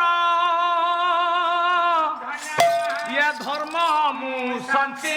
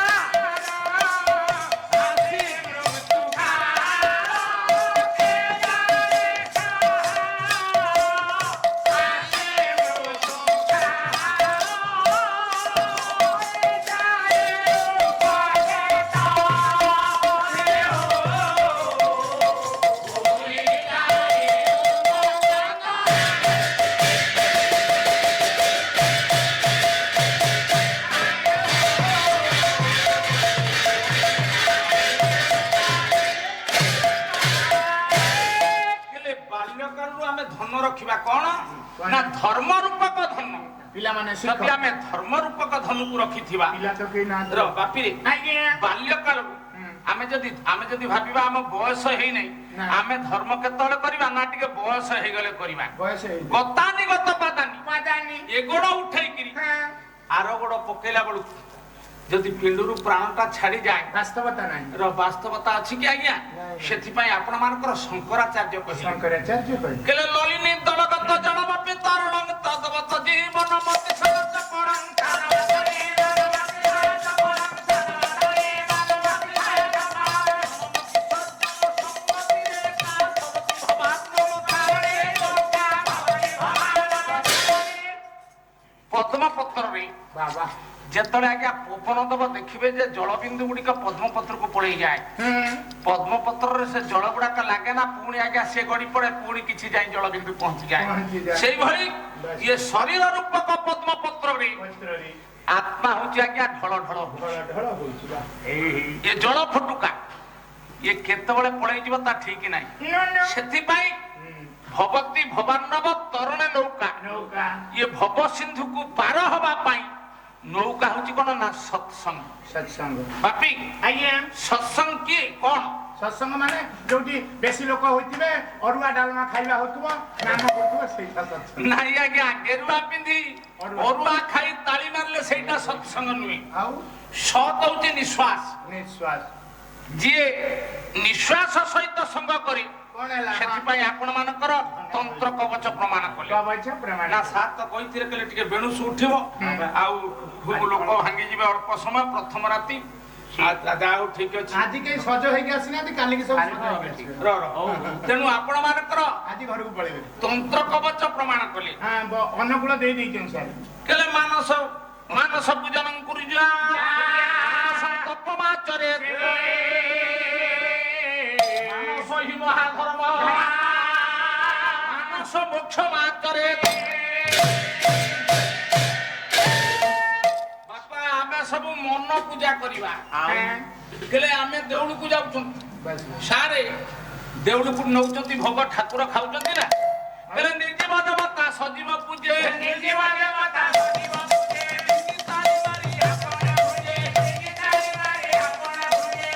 ତିନିଟା ତାଳି ମାରିକିରି ଖାଉଛନ୍ତି ଆମେ ଠାକୁର ଖାଉନାହାନ୍ତି। ଏଇଠି ଆସ୍ଥାନ ଉପରେ ଯୋଉ ସତ୍ୟନାରାୟଣ ଅଛନ୍ତି ସାରେ ଏଠି ଅଛି କଣ ନା ପାନ ଅଛି ପାନପତ୍ର ଫୁଲ ଅଛି ନନା ଗୋସେଇ ଜଳ ଟିକେ ଦେଇଛନ୍ତି ଏବଂ ଗୁଆ ଅଛି କଦଳୀ ଅଛି ଫଳ ଅଛି। ପ୍ରଭୁ କହିଲେ ମୁଁ ସେଇଠି ଅଛି ପୁଣି କହିଲେ ନାହିଁ କାହିଁକି ନା ଭଗବତ ଗୀତାରେ କହିଲେ ପତ୍ରଂ ପୁଷ୍ପଂ ଫଳଂ ତୋୟଂ ଜୋମେ ଭକ୍ତା ପ୍ରଯଚ୍ଛତି ମତେ ପତ୍ରଟିଏ ଦିଅନ୍ତୁ। ଆମେ ପାନ ପତ୍ରଟିଏ ସାର ଦେଇଛନ୍ତି କହିଲେ ପୁଷ୍ପଂ ପୁଷ୍ପ ମତେ ଫୁଲଟିଏ ଦିଅନ୍ତୁ। ଗେଣ୍ଡୁ ନନା ଗୋସେଇ ଫୁଲଟିଏ ଦେଇଛନ୍ତି ପ୍ରଭୁ କହିଛନ୍ତି ପତ୍ରଂ ମତେ ପତ୍ର ଦିଅ। ଆମେ ପାନ ପତ୍ରଟେ ଥୋଇଛନ୍ତି ଆସ୍ଥାନରେ କହିଲେ ପୁଷ୍ପଂ ନନା ଗୋସାଇ ଫୁଲ ଦେଇଛନ୍ତି ପତ୍ରଂ ପୁଷ୍ପଂ ଫଳଂ କଦଳୀ ଦେଇଛନ୍ତି ଗୁଆ ବି ଦେଇଛନ୍ତି କହିଲେ ତୋୟ ତୋୟ ମାନେ ଜଳ ନନା ଗୋସାଇ ଜଳ ଟିକେ ଦେଇଛନ୍ତି ସେଇଠି ଅଛନ୍ତି ପ୍ରଭୁ କହିଲେ ମୁଁ ସେଇଠି ଅଛି ପୁଣି କହିଲେ ନା ମୁଁ ସେଠି ନାହିଁ। କଣ ପାଲା ଏଠି ହଉଛି ପାଲା ହଉନି ଲାଇଟ୍ ଜଳୁଛି ଲାଇଟ୍ ଆପଣ କହିବାର ଭାଷା ମୁଁ ବୁଝିପାରୁନି ମାନେ ପ୍ରଭୁ କହିଲେ ମୁଁ ସେଠି ନାହିଁ ପୁଣି କହୁଛନ୍ତି ଆଚ୍ଛା ନାହିଁ ଯଦି ଆମେ ଆଣ୍ଠେଇକିରି ପ୍ରଭୁଙ୍କୁ ପ୍ରଣାମ କାହିଁକି କରୁଛନ୍ତି? ମୋ 14 ପୁରୁଷ ପର୍ଯ୍ୟନ୍ତ ଏଇଠି ଜୁଆର ହଉଛନ୍ତି ମୁଁ ଏକୁଟିଆ ନୁହେଁ। ନାଇଁ ଆଜ୍ଞା ପ୍ରଭୁ କହିଲେ ମୁଁ ସେଇଠି ଅଛି କାହିଁକି ନା ଜୋମେ ଭକ୍ତା ପ୍ରଯଚ୍ଛତି ଛାତି ସାର୍ ଆପଣ ମାନଙ୍କ ମନ ଭିତରେ କେତେ ଜଣଙ୍କର ଭକ୍ତି ଅଛି ବୋଲି ଆପଣ ବସିଛନ୍ତି। ଯଦି ଭକ୍ତି ନଥାନ୍ତା ଆପଣ କଣ ବସିବେ ନା ପ୍ରଭୁଙ୍କ କଥା ଶ୍ରବଣ କରିବେ? କହିଲେ ମୋ କଥାକୁ ଶ୍ରବଣ ଯିଏ କରେ ମତେ ଯିଏ ଭକ୍ତିରେ ପାଣି ଟୋପେ ଦିଏ ନନା ଗୋସାଇ ଯଦି ଭକ୍ତିରେ ମତେ ଜଳ ଟୋପେ ଦେଇଛି ମୁଁ ସେଇଠି ଅଛି। ଯଦି ଯଜମାନର ଭକ୍ତି ଅଛି ମୋ କଥା ଶ୍ରବଣ କରୁଛନ୍ତି ତାହେଲେ ମୁଁ ସେଇଠି ଅଛି। ପ୍ରଭୁ ଏଇଠି ଅଛନ୍ତି ଆଜ୍ଞା ଅଦୃଶ୍ୟରେ ସୂକ୍ଷ୍ମ ରୂପରେ ପ୍ରଭୁ କହିଲେ ମୁଁ ଚାରି ପାଖ ବୁଲୁଛି।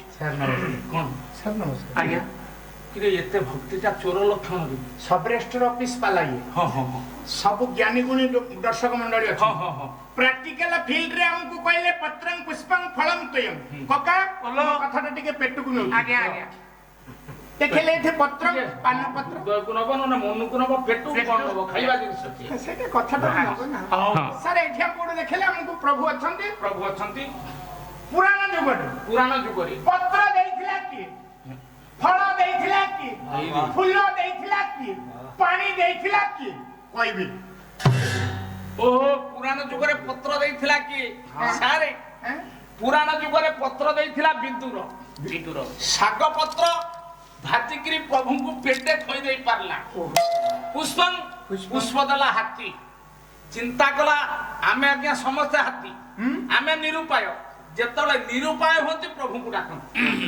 ଯେତେବେଳେ ଭାବନ୍ତି ମୋ ଧନ ବଳ ଅଛି ମୋର ଟଙ୍କା ବଳ ଅଛି ମୋ ଭାଇ ବଳ ଅଛି ମୋ ବନ୍ଧୁ ବଳ ଅଛି ସେତେବେଳେ ଆମେ ପ୍ରଭୁଙ୍କୁ ଚିନ୍ତା କରନ୍ତି ନା ଆମେ ଚିନ୍ତା କରନ୍ତି ଖସିକିରି ଆଉ କେମିତି ଆମେ ପାର ହେଇକିରି ପଳେଇଛୁ ଯେତେବେଳେ ନିରୁପାୟ ହୁଅନ୍ତି ସେତିକି ବେଳେ ଦି ହାତକୁ ଟେକି ଦିଅନ୍ତି ପ୍ରଭୁ ତୁ ରକ୍ଷା କର ଦୈବ ବଳାନ୍ବିତ ଆଜ୍ଞା ନିରୁପାୟ ନହେଲା ପର୍ଯ୍ୟନ୍ତ ଆମେ କେହି ପ୍ରଭୁଙ୍କୁ ଚିନ୍ତା କରନ୍ତିନି ବାପା ଏଇଠି ଆପଣ ମାନେ ଟିକେ ଦେଖନ୍ତୁ ପତ୍ର ଦେଇଥିଲା କିଏ ବିଦୁର ଆଚ୍ଛା ହାତୀ ଦେଲା ଫୁଲ ଯେତେବେଳେ ନିରୁପାୟ ହେଲା ଦେଖିଲା କୁମ୍ଭୀର କବଳରୁ ମୁଁ ଆଉ ଉଦ୍ଧାର ହେଇପାରିବିନି ଆଜ୍ଞା କୁମ୍ଭୀର ଧରିଛି ଜାବୁଡିକି ଚିନ୍ତା କଲା ଆଉ ମୋର ଉପାୟ ନାହିଁ ଆଜ୍ଞା ଆଗେ ଚେଷ୍ଟା କଲା ଆମେ ସମସ୍ତେ ଚେଷ୍ଟା କରନ୍ତି ନିରୁପାୟ ହେଲେ ପ୍ରଭୁଙ୍କୁ ଡାକନ୍ତି ଯେତେବେଳେ ଦେଖିଲା ଚେଷ୍ଟାଟା ମୋର ବିଫଳ ହେଇଗଲା ମତେ କୁମ୍ଭୀର ଛାଡିବନି ତେଣୁ ଚିନ୍ତା କଲା ଦବା ନବାର ସଂସାର ପ୍ରଭୁ କହିଲେ ମୁଁ ଜଗତ ଭିତରେ ମତେ ଯଦି କେହି କିଛି ନ ଦିଅନ୍ତି ମୁଁ କାହାରିକି କିଛି ଦିଏ ନା ସାରେ ଆମେ ପ୍ରଭୁଙ୍କୁ ଯଦି କିଛି ନ ଦବା ଦେଲା ପ୍ରଭୁ କଣ ଦେଲା ନା ଆପଣ ମାନଙ୍କର ପରମ ଶାସ୍ତ୍ର ଭାଗବତରେ ଜଗନ୍ନାଥ ଦାସ କହିଲେ ସାରେ ହାତୀ ଯେତେବେଳେ ଡାକିଲା ପ୍ରଭୁ ଆଜ୍ଞା ଟିକେ ଦେଖନ୍ତୁ ବାପା ଲୋକ ଆସିଲେନି ସାର୍ ପାଗ ଦେଇଛି ଆଜ୍ଞା ଅଳ୍ପ ଦର୍ଶକ ହେଲେ ବି ମଧ୍ୟ ଏକ ଚନ୍ଦ୍ର ପୃଥିବୀକି ଆଲୋକିତ କରି ଅନେକ ନକ୍ଷତ୍ର ଆଲୋକିତ କରିପାରେ ମିଞ୍ଜି ହେବେ ସାର୍ ଟିକେ ଦେଖନ୍ତୁ ହାତୀ ଦେଲା ଫୁଲ ହାତୀ ଯେତେବେଳେ ପ୍ରଭୁଙ୍କୁ ଡାକିଲା ସାରେ ସେତେବେଳେ କଣ ମୋବାଇଲ ଥିଲା କି ପ୍ରଭୁଙ୍କ ହାତରେ ମୋବାଇଲ 25-30 ବର୍ଷ ଭିତରେ ସିଏ ତ ସତ୍ୟ ଯୁଗରୁ ଡାକିଥିଲେ ବାପି ମୋବାଇଲ ଥିଲା କଣ ସେତେବେଳେ ସାର୍ ମୋବାଇଲ ଥିଲା କଣ ସେତେବେଳେ ମୋବାଇଲ ଥିଲା ଯଦି ମୋବାଇଲ ପ୍ରଭୁଙ୍କର ନମ୍ବର ବି ଥିଲା ଓହୋ ସେଇଟା ଯୋଉ କହୁଥିଲେ କି ଆର ପେଣ୍ଡାଲ ମାନେ ସେଇ ଯୋଉ ନମ୍ବରଟା ଯୋଉ ବାଙ୍ଗୁରୁ ମୁଠାରେ ଗାଉଥିଲି ହଁ ମୁଁ କଣ କହିଥିଲି ନମ୍ବର ସେଇ ଯୋଉ ନମ୍ବରଟା ପ୍ରଭୁଙ୍କର ନମ୍ବର କେତେ କହିଲୁ 904080 ତାଙ୍କର ନାଇଁ ଆମର ନାଇଁ କିରେ ଏଟା କି ସିମ୍ ଏଟା ଭାଡୁଆ ଘୋଡା ନ କହି ଗଲାନି ନାଇଁ ଆଜ୍ଞା ପ୍ରଭୁଙ୍କର ନମ୍ବର ଅଛି ହାତୀ ପ୍ରଭୁଙ୍କ ନମ୍ବରକୁ ମାଇଲା ସେତେବେଳେ ମୋବାଇଲ ଥିଲା ବୋଲି ଏଇଖିନି ମୋବାଇଲ ବାହାରିଲା ସେତେବେଳେ ଯାହା ଥିଲା ଆଜ୍ଞା ପ୍ରଭୁଙ୍କ ହାତରେ ଯୋଉ ମୋବାଇଲ ଅଛି ତାର ନମ୍ବର କେତେ ନା 4ଟା ଅକ୍ଷର କୋଡ ନମ୍ବର ଭାବ ଭକ୍ତି କି ହୃଦୟ ଧରି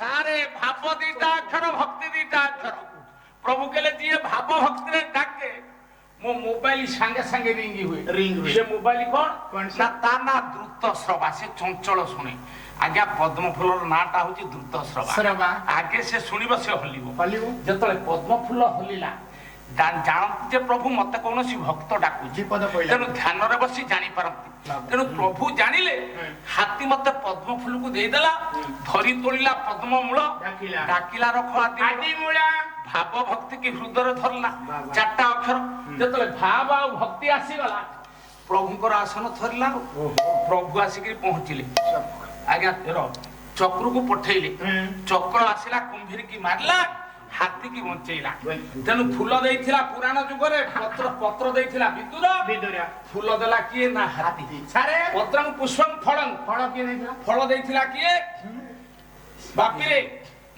ଫଳ ଦେଲା କିଏ ଆଜ୍ଞା ସବରି ଦେଲା ଫଳ କାମୁଡିକିରି ଅଇଠା ଫଳ ଆମେ କୁହନ୍ତି ପ୍ରଭୁ ଖାଆନ୍ତିନି ନା ପ୍ରଭୁ ଖାଆନ୍ତି ଆମେ କୁହନ୍ତି ପ୍ରଭୁ ନିଅନ୍ତିନି ନା ପ୍ରଭୁ ନିଅନ୍ତି ଆମେ କୁହନ୍ତି ପ୍ରଭୁ ପିଅନ୍ତିନି ନା ପିଅନ୍ତି କଣ ପିଅନ୍ତି ଆସ୍କା ଫାଟି ଆସ୍କା ଫଟି ପ୍ରଭୁକୁ ଆସ୍କା ଫଟି ଦିଏ ପାଣି ପିଇଥିଲେ ପ୍ରଭୁ କହିଥିଲି ତୋୟ ଏଠି କହିଥିଲି ପତ୍ରଂ ପାନପତ୍ର ଫୁଲ ନନା ଦେଇଛନ୍ତି ପତ୍ରଂ ପୁଷ୍ପଂ ଫଳଂ ଫଳ ଦେଇଛନ୍ତି କଦଳୀ ଦେଇଛନ୍ତି ଗୁଆ ଦେଇଛନ୍ତି ପତ୍ରଂ ପୁଷ୍ପଂ ଫଳଂ ତୋୟ ମାନେ ଜଳ ଟିକେ ନନା ଦେଇଛନ୍ତି ପୁରାଣ ଯୁଗରେ ପତ୍ର ଦେଇଥିଲା ବିଦୁର ଫୁଲ ଦେଇଥିଲା ହାତୀ ଫଳ କାମୁଡିକିରି ଅଇଠା ଫଳ ଖୋଇ ଦେଇଥିଲା ସବରି ପାଣି ଦେଇଥିଲା କିଏ ବାପିରେ ଦହି ସହିତ ପାଣି ମିଶି ପାଣି ମିଶେଇ ମାଣିକ ଗୌଡୁଣୀ ପ୍ରଭୁଙ୍କୁ ପିଇ ଦେଇ ପାରିଥିଲା। ଆମେ ଯଦି ମାଣିକ ଗୌଡୁଣୀ ଭଳିଆ ହବା ପ୍ରଭୁଙ୍କୁ ପାଣି ପିଇ ଦେଇ ପାରିବା। ଆମେ ଯଦି ହାତୀ ଭଳିଆ ହବା ପ୍ରଭୁଙ୍କୁ ଫୁଲ ଦେଇପାରିବା। ଆମେ ଯଦି ଶବରୀ ଭଳିଆ ହବା ପ୍ରଭୁଙ୍କୁ ଅଇଁଠା ଫଳ ଖୋଇ ଦେଇ ପାରିବା। ଆମେ ଯଦି ବିଦୁର ଭଳିଆ ହବା ପ୍ରଭୁଙ୍କୁ ଶାଗ ଭଜା ଖୋଇ ଦେଇ ପାରିବା। ନମସ୍କାର ସାର୍। ଫେର କାହିଁକି ଅତି ଭକ୍ତି ଆସିଲା? ମୁଁ କେତେବେଳରୁ ହେଲିନି ଆପଣ ଦେଖୁନାହାନ୍ତି କଣ ହେଇଛି କହ? ନମସ୍କାର ହେଲିନି। ହଁ ସାର୍ ମାନେ ଯେତିକି ଅଛନ୍ତି ସବୁ ଚନ୍ଦ୍ର ସଦୃଶ୍ୟ। ଆଜ୍ଞା କ୍ଲିୟର କରିକି ଯିବା ପାଲା ବାଲା ଅଳିଆ କରୁନା। ନା ହଁ କହ। ଫିଲ୍ଡରେ ଆମକୁ ଦେଖେଇଲେ ପ୍ରାକ୍ଟିକାଲ ନାରାୟଣ ଆସ୍ଥାନରେ ପତ୍ରଂ ପୁଷ୍ପଂ ଫଳଂ ତ୍ୱୟଂ। ବାସ୍ ସାର୍ ପୁରାଣ ଯୁଗରେ ପତ୍ର ଦେଇଥିଲା କିଏ, ଫୁଲ ଦେଇଥିଲା କିଏ, ଫଳ ଦେଇଥିଲା କିଏ, ପାଣି ଦେଇଥିଲା କିଏ ଆପଣ ଜାଣିଲୁ। ବର୍ତ୍ତମାନ ଆମେ ସାର୍ କଳିଯୁଗର ମଣିଷ। କଳିଯୁଗର ମଣିଷ ସବୁ ତ ସୃଷ୍ଟି କରିଛି ତା ସୃଷ୍ଟିରେ ଆମ ଚଳିବା ପାଇଁ। ଫଳ ତ ତିଆରି କରିଛି ଆମରି ପାଇଁ, ପାଣି ତ ସୃଷ୍ଟି କରିଛି ଆମରି ପାଇଁ, ପତ୍ର ତ ଆମରି ପାଇଁ, ଫୁଲ ତ ଆମରି ପାଇଁ। ଆମର ନିଜସ୍ୱ ପତ୍ରଂ ପୁଷ୍ପଂ ଫଳଂ ତ୍ୱୟଂ ଆଣିବା କୋଉଠୁ ଦେବା କଣ? ଓ ଆମେ କଣ ଦବା? ପ୍ରଭୁ କହିଲେ ମତେ କିଛି ଦବା ଦରକାର ନାହିଁ, ସବୁ ତ ମୋର। କଥାଟା କଣ? ଆରେ ଯୋଉ ଗୁଡାକ ଦଉଛୁ ସବୁ ଗୁଡାକ ମତେ ମୋରି ଜିନିଷକୁ ମତେ ଦଉଛୁ, ତେଣୁ କେବଳ ଖାଲି ଦେ ପତ୍ରଂ ନିଜସ୍ୱ ଆଣିବାକୁ। ବାପି ପତ୍ରଂ ପତ୍ର କର ପତ୍ର ପ୍ରଭୁ କହିଲେ ଖାଲି ଟିକେ ଟେକି ଦେ ମୋ ଉଦ୍ଦେଶ୍ୟରେ। ପତ୍ରଂ ପୁଷ୍ପଂ ଫୁଲ ତ ହୃଦୟ ରୂପକ ଫୁଲଟାକୁ ମତେ ଦେଇଦେ। ହଁ ଫଳଂ ଫଳ ତୋର ଯୋଉ କର୍ମ ଫଳ ତୁ କର୍ମ କରି ଯା, ଫଳ ଆଶା କରନା, ବାବା ସେଗୁଡାକ ମତେ ଦେଇଦେ। ପାଣି ପାଣି ତୋୟ ତୋୟ ତୋୟ ଅର୍ଥ ଜଳ। ହଁ ଆଖିରୁ ଦିଧାରେ ଆନନ୍ଦ ଅଶ୍ରୁ ମୋ ଉଦ୍ଦେଶ୍ୟରେ ଗୋଡେଇ ଦେ। ମଣିଷ କରୁଛି କଣ? ଇଦଂ ତୀର୍ଥମ୍ ଇଦଂ ତୀର୍ଥ ଆମ ସାଜନା ଧନ ଜାନମୀ ପାପ ବରାନନା। ବାବା କୋଉ ତୀର୍ଥକୁ ଯିବ? ନା ମୁଁ ଗଙ୍ଗାକୁ ଯିବି। ଗଙ୍ଗାରେ କଣ ହବ? ନା ଗଙ୍ଗାରେ ଗାଧେଇ ପଡିଲେ ମୁକ୍ତି ପାଇବି। ମୁକ୍ତି ପାଇବ। ଆଜ୍ଞା ସାର୍ ଆମେ ଗଙ୍ଗାରେ ଗାଧେଇଲେ ମୁକ୍ତି ପାଇବା ନା? ହଁ ମୋ ବାପ ବୋଉ ଯାଇଥିଲା ଗଙ୍ଗା ଗୟା ତ୍ରିବେଣୀ ସବୁଠାରେ ବୁଡ ମାରିକି ଇଦଂ ତୀର୍ଥମ୍ ଇଦଂ ତୀର୍ଥ ଭ୍ରମତି ତାମସା ଜନା। ତା ବାପ ବସିବାକୁ ଜଗତ ଭିତରେ ତାମସିକ ଲୋକମାନେ କହିବା ଏ ତୀର୍ଥକୁ ଯିବା, ସେ ତୀର୍ଥକୁ ଯିବା, ସେ ତୀର୍ଥକୁ ଯିବା, ଆମେ ମୁକ୍ତି ପାଇବା। କିଏ କହୁଛି ମୁଁ ଲଣ୍ଡା ହେଇଯିବି ମୁକ୍ତି ପାଇବି, କିଏ କହୁଛି ମୁଁ ଦାଢି ରଖିକିରି ମୁକ୍ତି ପାଇବି, କିଏ କହୁଛି ଚିତା ଚୈତନ କାଟିକିରି ମୁଁ ଗାଁ ଗାଁ ବୁଲିଲେ ମୁକ୍ତି ପାଇବି। ସାରେ ଇଏ ତାମସିକ ଲୋକମାନେ କଥା କରନ୍ତି, କିନ୍ତୁ ମନ ଭିତରେ ଯଦି ମୋ ପ୍ରତି ଶ୍ରଦ୍ଧା ଅଛି ତେଣୁ ମନର ମୂଳେ ଜଗତ।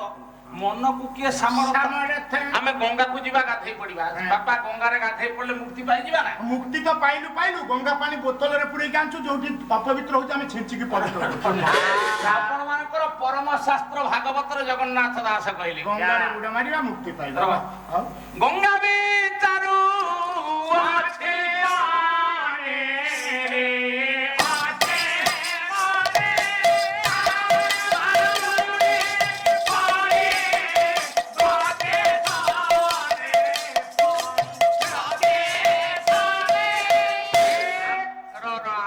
ଅଛି କୋଉ ଦିନ ବାରୁଣୀ ହବ ଗଙ୍ଗାକୁ ଯିବା।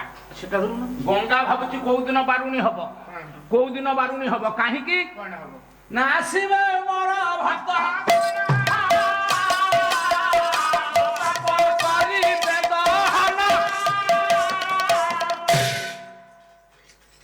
ଗଙ୍ଗା କହୁଛି କୋଉ ଦିନ ମୋ ଭକ୍ତ ମାନେ ଆସିବେ ମୋ ପାପକୁ ଦହନ କରିବେ। କକା ମୋ ମୁଣ୍ଡ ଘୁରେଇ ଦେଲେଣି। ପ୍ରେସର ବଢିଗଲା କି? ପ୍ରେସର ହାଇ ହେଇଗଲା। ସମସ୍ତେ କହୁଛନ୍ତି ଗଙ୍ଗାକୁ ଯିବା, ବୁଡ ମାରିବା, ପାପ ଧୋଇକି ଆସିବା। ଓଲଟା କଥା ସାର୍ କହିଲେଣି ଗଙ୍ଗା ବିଚାରୁ ଅଛି ମାନେ ବାରୁଣୀ ପଡିବ କେଶରେ ମାଇକି ଆଉ ଟିକେ କମେଇ ଦିଅ। ଆସିବେ ମୋର ଭକ୍ତ ମାନେ ମୋ ପାପ କରିବେ ଦହନ। ଆଚ୍ଛା ସାର୍ ଗଙ୍ଗାର ପାପ ହେଲା କୋଉଠିକି? ବାପିରେ ଗଙ୍ଗାର ପାପ କୋଉ ଦିନ ହେଲା ସେ କଥା ପଚାରୁଛୁ ତ? ଆଜ୍ଞା ଆପଣ ମାନେ ସମସ୍ତେ ଜାଣିଛନ୍ତି ଗଙ୍ଗା ଚାହିଁଥିଲେ ଶିବଙ୍କୁ ବିବାହ କରିବେ। ଶାନ୍ତନୁ ଯାଇକିରି ପହଞ୍ଚିଲେ ଶିବଙ୍କ ପାଖରେ, ଡାକିଲେ ତାଙ୍କ ନାଁ ତ ଆଶୁତୋଷ, ସେ ତ ଭୋଳା ମହେଶ୍ୱର, କମ ସେବାରେ ସେ ଖୁସି ହେଇଯାନ୍ତି। ଆଜ୍ଞା ଦେଖନ୍ତୁ ଯେତେବେଳେ ହାତ ଯୋଡିକିରି ଡାକିଛନ୍ତି ଶାନ୍ତନୁ, ପ୍ରଭୁ ବର ଦେଲେ ଶିବଙ୍କୁ ଡାକୁଛନ୍ତି ଶଙ୍କର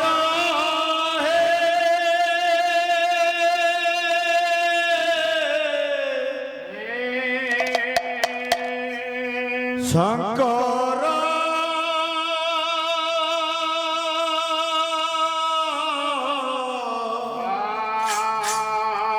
হে শঙ্কর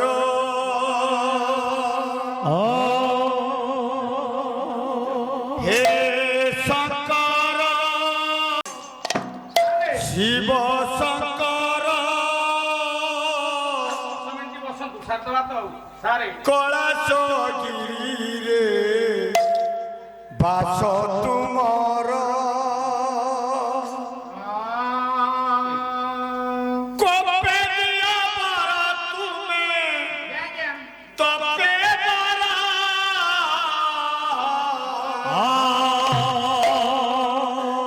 হে শঙ্কর শিব শঙ্কর কলাশগিরিরে বাস তোমার হে শঙ্কর শিব শঙ্কর কলাশগিরিরে বাস তোমার তবে দিয়া পারা তুমি তবে পারা তবে দিয়া পারা তবে তবে পারা হে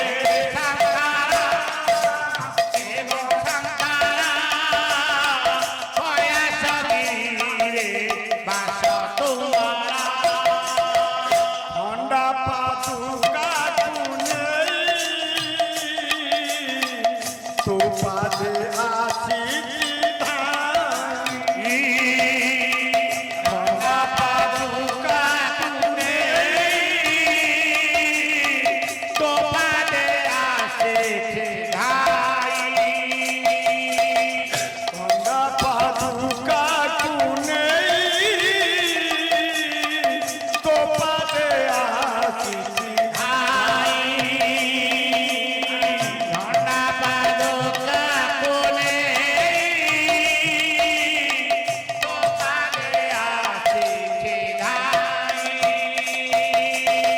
দুঃখ সুখ জড়াইবি তো পাদে শরণ নেবি দুঃখ সুখ জড়াইবি তো পাদে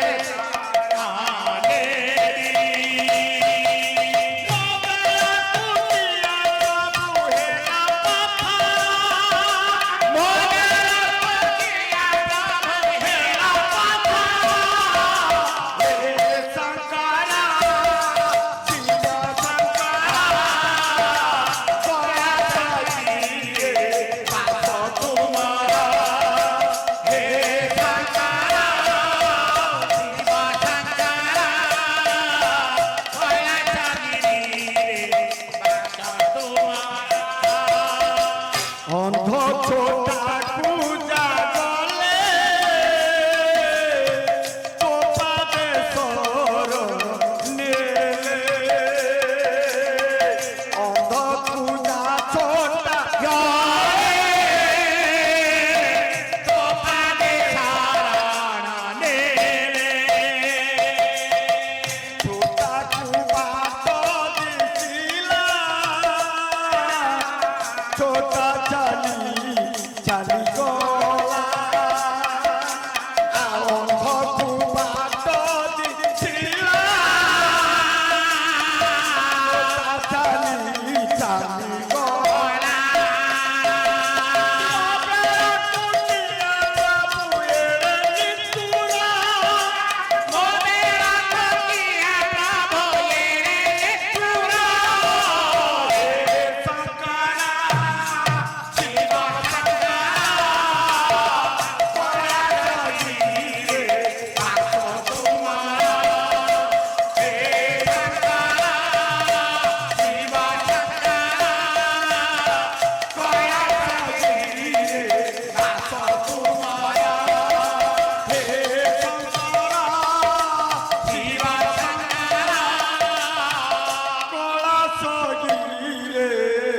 বাস তুমর ଧରାଧାମରେ ଆବିର୍ଭାବ ହେଇଛନ୍ତି ଆବିର୍ଭାବ ସେଥିପାଇଁ କହିଛନ୍ତି ସେ ତ ଭକତ ଜୀବନ ଧନ ସେ ତ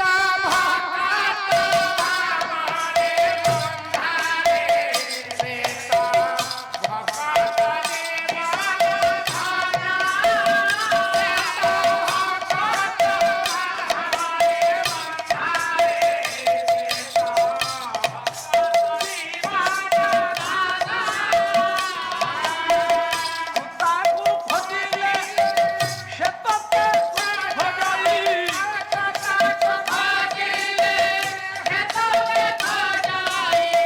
ସିଏ ତ ଆପଣ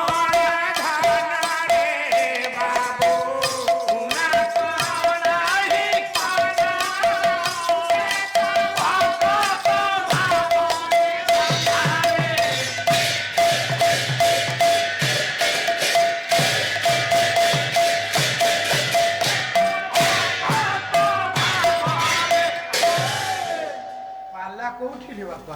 ଭକ୍ତାଧୀନ ଭଗବାନ ଭଗବାନ ପ୍ରଭୁ କହିଲେ ଭକ୍ତ ଯୋଉଠି ମୁଁ ସେଇଠି ସେଇଠି ମୁଁ ଯୋଉଠି ଭକ୍ତ ସେଇଠି ବାବା ଭକ୍ତ ପାଦ ଧୂଳି ଦ୍ୱାରା ଦ୍ୱାରା ଏ ଧରାଟା ପବିତ୍ର ହେଇଯିବ ଗଙ୍ଗା ଭାବୁଛି ସେଥିପାଇଁ ଗଙ୍ଗାଙ୍କର ଭାବନା ଠିକ ଗଙ୍ଗା ବିଚାରୁ ଅଛି ମାନେ ବାରୁଣୀ ପଡିବ କେଶନେ ଆସିବେ ମୋର ଭକ୍ତଗଣ ପାପ ମୋ ପାପ କରିବେ ଦହନ ଆଚ୍ଛା ଗଙ୍ଗା ପାପ ଦହନ ଆମେ କେମିତି ଆମ ପାପ କେମିତି ଧୋଇବା ଆମ ଭାବନାଟା ଆମର ଭାବନାଟା ଠିକ ଆମର ଭାବନା କଣ?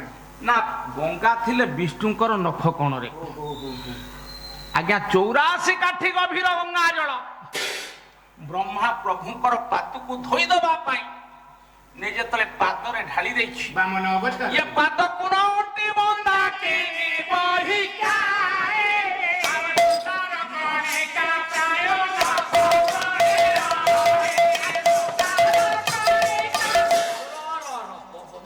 तुषार कणिका काकर बिंदु समान 84 काठी गभीर गंगा जल प्रभुଙ୍କ नख कोण रहिगला काहेकि ना ब्रह्माଙ୍କ ମନରେ ଟିକେ ଅହଂ ଭାବ ଆସିଥିଲା प्रभु कहले गाली समस्तिंकर सहिबी किंतु गर्व कार मु सही पारे ना आपण माने विचार करंतु प्रभु कहले मोर गोटे बानार अन्य ना होची गर्व गंजन बाना जो माने गर्व करंती ताको गर्व ताको मु चुना कर दिबे मु गर्व कार सहेना गाली सही जाए समस्तंकर सेथि पई गोटे छोटिया उदाहरण आपण मानकु शिक्षा दिने ये पद्म पोखरी रे पद्म भारी खुशी काई की खुशी हला कहला मु ब्रह्माकर आसन नारायणकर हाथ रे अछि लक्ष्मीकर वासस्थान ये सूर्यकर मु बांधवी मोर किए कोन करिवो ए मोर सब बड़ बड़ प्रभु अछन जतले एतिकी भाबी छी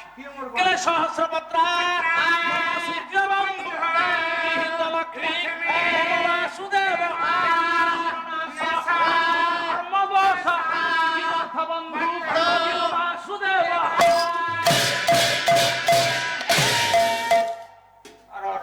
बढ़िया माई पद्म मने मने भाविला कहला मोर ये ब्रह्माकर मु होची आसन नारायणकर मु होची हाथ रे अछि लक्ष्मीकर वासस्थान ए तेनु लक्ष्मी की कोंती पद्मालया बस बस मो बनर मां परमा लक्ष्मी रहंती मोर के कोन करिवो सूर्यकर बांधवी मु सूर्यकर बांधवी एतिकी चिंता करिछि प्रभु कहले मु तो गर्वकार रखे ना जेतले शिशिर की काकर पड़े सेतले पद्मवन गुडा को पोड़ीबाकू लागे जेतले पद्मवन पोड़ीला सेठी पद्म भाबिला कहला मु जो भाबिथिले नारायणकर हाथ रे अछि जति नारायण भलिया देवता कहि देई थाते काकर शिशिर तू पद्मवन को पोड़ ना मुता हाथ रे वारड चळौची ताले र मते कोन मो पद्मवन को कोन पोड़ी थाते काकर काकर मने मने भाबिला लक्ष्मीकर अन्यतम नाम होची पद्मालया जदि पद्मालया मां परमा लक्ष्मी कहि देई थाते मोर से वासस्थान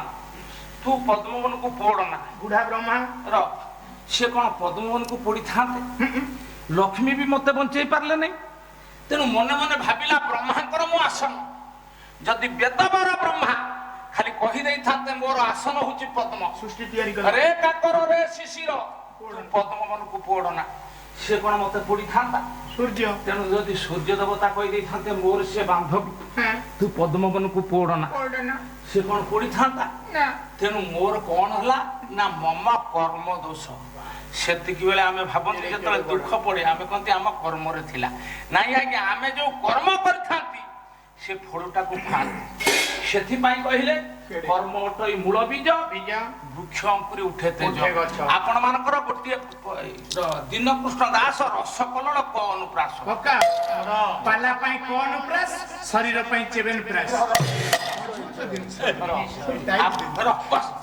ଆପଣ ମାନଙ୍କର ଦୀନକୃଷ୍ଣ ଦାସ ରସକଲଳରେ ପ୍ରମାଣ କଲେ ମୁଁ ଭାବୁଛୁ କେଡେ କେଡେ ବଡ଼ ପ୍ରଭୁ ଏମାନେ କହିପାରେ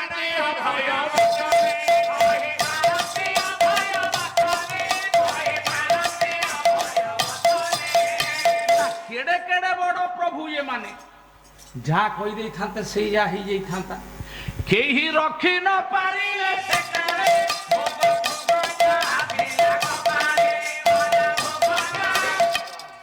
ଯାହା ଥିଲା ମୋ କପାଳରେ ଭୋଗ କଲି ଆଜ୍ଞା ସେଟା କପାଳ କଥାଟା ବୃଥା ଆଜ୍ଞା କହିଲେ କପାଳରେ ଆମର ଅଛି ଆମେ ଗୋଟେ ଗଛ ମୂଳରେ ଗୋଟେ ଗାମୁଛା ପକେଇଦବା ଗୋଟେ ଲୋକଟେ ଜଣେ ଦେଖିଲା ସେ ଗୋଟେ ଗାମୁଛା ପକେଇ ଦେଇଛି ଆମ୍ବ ଗଛ ମୂଳରେ ଶୋଇଛି ଉପରକୁ ଆଁଟା କରିଛି ତାକୁ ଜଣେ ପଚାରିଲା ଭାଇରେ ତୁ ଉପରକୁ ଆଁଟା କାହିଁ କରିକିରି ଶୋଇଛୁ କାହିଁ ଆମ୍ବ ଗୁଡା କେତେ ପାଚିଲା ଆମ୍ବ ଫଳ ଗୁଡାକ ଫଳିଛି ମୁଁ ଦେଖିକିରି ଆଉ ସମ୍ଭାଳି ପାରିଲି ନାହିଁ ମୁଁ ଏଠି ଗାମୁଛା ପକେଇ ଦେଇ ଶୋଇଛି ଆଁଟା କରିଛି ମୋ ପାଟିରେ ଯଦି ଗୋଟେ ପଡିଯାଏ ମୁଁ ଖାଇକିରି ପଳେଇବି ଘରକୁ ଯିବି କହିଲେ ଧନ୍ୟ ଧନ୍ୟ ମୋ ସ୍ତ୍ରୀ କହିଛି ଗୋଟେ ନେମି ମୁଁ କହୁନି ଆପଣ ମାନଙ୍କର ରଙ୍ଗା ଯିବ ଗଙ୍ଗାଧର ବରପାଲିର କବି ଗଙ୍ଗାଧର ମେହେର ପ୍ରମାଣ କଲେ କେତେ କବିଙ୍କର ଆସିବ କାଲି ଠାରୁ ଦେଖିଲେ ବୃକ୍ଷ ମୂଳେ ପାଟି ମେଲି ଶୋଇଥିଲେ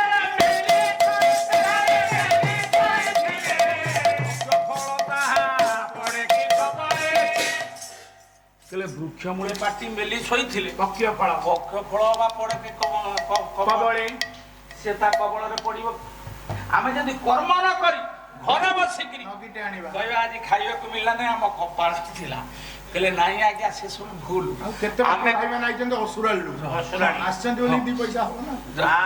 ସେ ଦୌଡ଼ିକିରି ଆସିଛନ୍ତି ଯାହା ହଉ ତାଙ୍କର ଗୋଟେ ଶ୍ରଦ୍ଧା ଅଛି ଆଉ ସେ ସୁଟିଂ କରିବା ତ୍ରିପାଠୀ ବାବୁ କୋଉଠି ଏଇଠି ଆଜ୍ଞା ଆପଣ ମାନେ ଟିକେ ଦେଖନ୍ତୁ ଯେ କର୍ମଟା ହଉଛି ମୂଳ ବୀଜ ବୃକ୍ଷ ଅଙ୍କୁରି ଉଠେ କହିଲେ କର୍ମ ଠାରୁ ଜଗତର ଆଉ ବଡ ଜିନିଷ କିଛି ନାହିଁ ତେଣୁ କାହିଁକି ଏ କଥା କହିଲି ନା ମୁଁ ଯୋଉଠୁ ଯାଇଥିଲି ପୁଣି ସେଇଠି ଆସିକିରି ମୁଁ ପହଞ୍ଚିଛି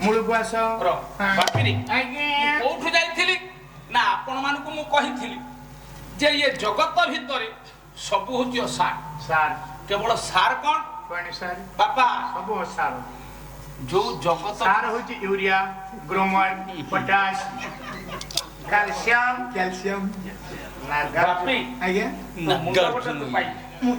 ଧନ୍ୟ କହିବା ଉଠୁକୁ ହଲେଇ ଦେଇକି ନିଜେ କହୁଛି ଧନ୍ୟ କହିବା ବାପିବ ଆଜ୍ଞା ଟିକେ ଦେଖନ୍ତୁ ଆପଣ ମାନେ ଟିକେ ବିଚାର କରନ୍ତୁ ଯେ ଆମେ ସବୁ କଣ କରନ୍ତି ନା ଯୋଉ ଗୁଡାକ ରଖି ଦେଇକିରି ଯିବା ସେ ପାଇଁ ଭାରି ବ୍ୟସ୍ତ ହୁଅନ୍ତି କଣ ଯୋଉ ଗୁଡାକ ରଖି ଦେଇକିରି ଯିବା ସେ ପାଇଁ ଭାରି ବ୍ୟସ୍ତ ହୁଅନ୍ତି ଉଦ୍ବେଗ କଣ ବାପା ସମୟ ନାଇଁ ରେ କୋଠା ମୁଁ ଯାଉଛି କୋଠା ତିଆରି ହଉଛି ବାପା ସମୟ ନାଇଁ ରେ ଟଙ୍କା ରୋଜଗାର ହଉଛି ବାପା ସମୟ ନାଇଁ ରେ ବାପା ଖାଇବାକୁ ବି ସମୟ ନାହିଁ ଆମେ ଯୋଉ ଗୁଡାକ ରଖି ଦେଇକିରି ଯିବା ନା ବାପା ଯୋଉ ଗୁଡାକ ରଖି ଦେଇକିରି ଯିବା ସେ ପାଇଁ ଆମେ ଭାରି ତତ୍ପର ଯୋଉଟା ନେଇକିରି ଯିବା ସେ ପାଇଁ ଆମର ଜମା ତତ୍ପର ନାହିଁ ରଖିଯିବା ନେଇଯିବା ବୁଝିପାରୁନି କି ପାଲା କଣ ପାଲା କଣ ଆମେ ରଖି ସବୁ ଆମେ ନେଇକି ଆରେ ଆମ ପାଇଁ ଆମେ କିଛି କରୁନାହାନ୍ତି ଆଉ ଯାହା କଲେ ପୁଅ ପାଇଁ ଝିଅ ପାଇଁ ସଂସାର ପାଇଁ ଏସି ଲଗେଇକି ମୁଁ ଶୋଉଛି ନା ମୋ ପୁଅ ଶୋଉଛି ବାପି ପରମ ଶାସ୍ତ୍ର ଭାଗବତରେ ଜଗନ୍ନାଥ ଦାସ କହିଲେ ସୁତ ନୟା ଦାରା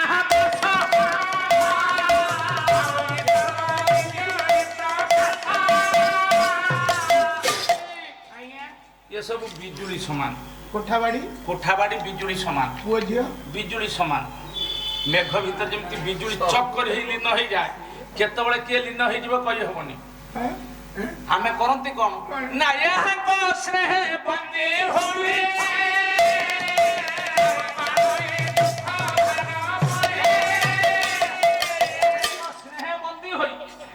ପାଳଇ ଦୁଃଖ ଭାର ବଇ ବୁଝିଗଲା ଜଗତ ଭିତରେ ଯେତେ ଦୁଃଖ ସବୁକୁ ଆମେ ପାପି ବହନ କରିକି ଏକରି ମାଧ୍ୟମରେ ପୁଅ ପାଇଁ ଝିଅ ପାଇଁ ସଂସାର ପାଇଁ ଘର ପାଇଁ ସବୁ କରନ୍ତି କିନ୍ତୁ ଶେଷରେ ହୁଏ କଣ କଣ ଏ ପୁଣି ରାତି କର୍ମ ପାପେ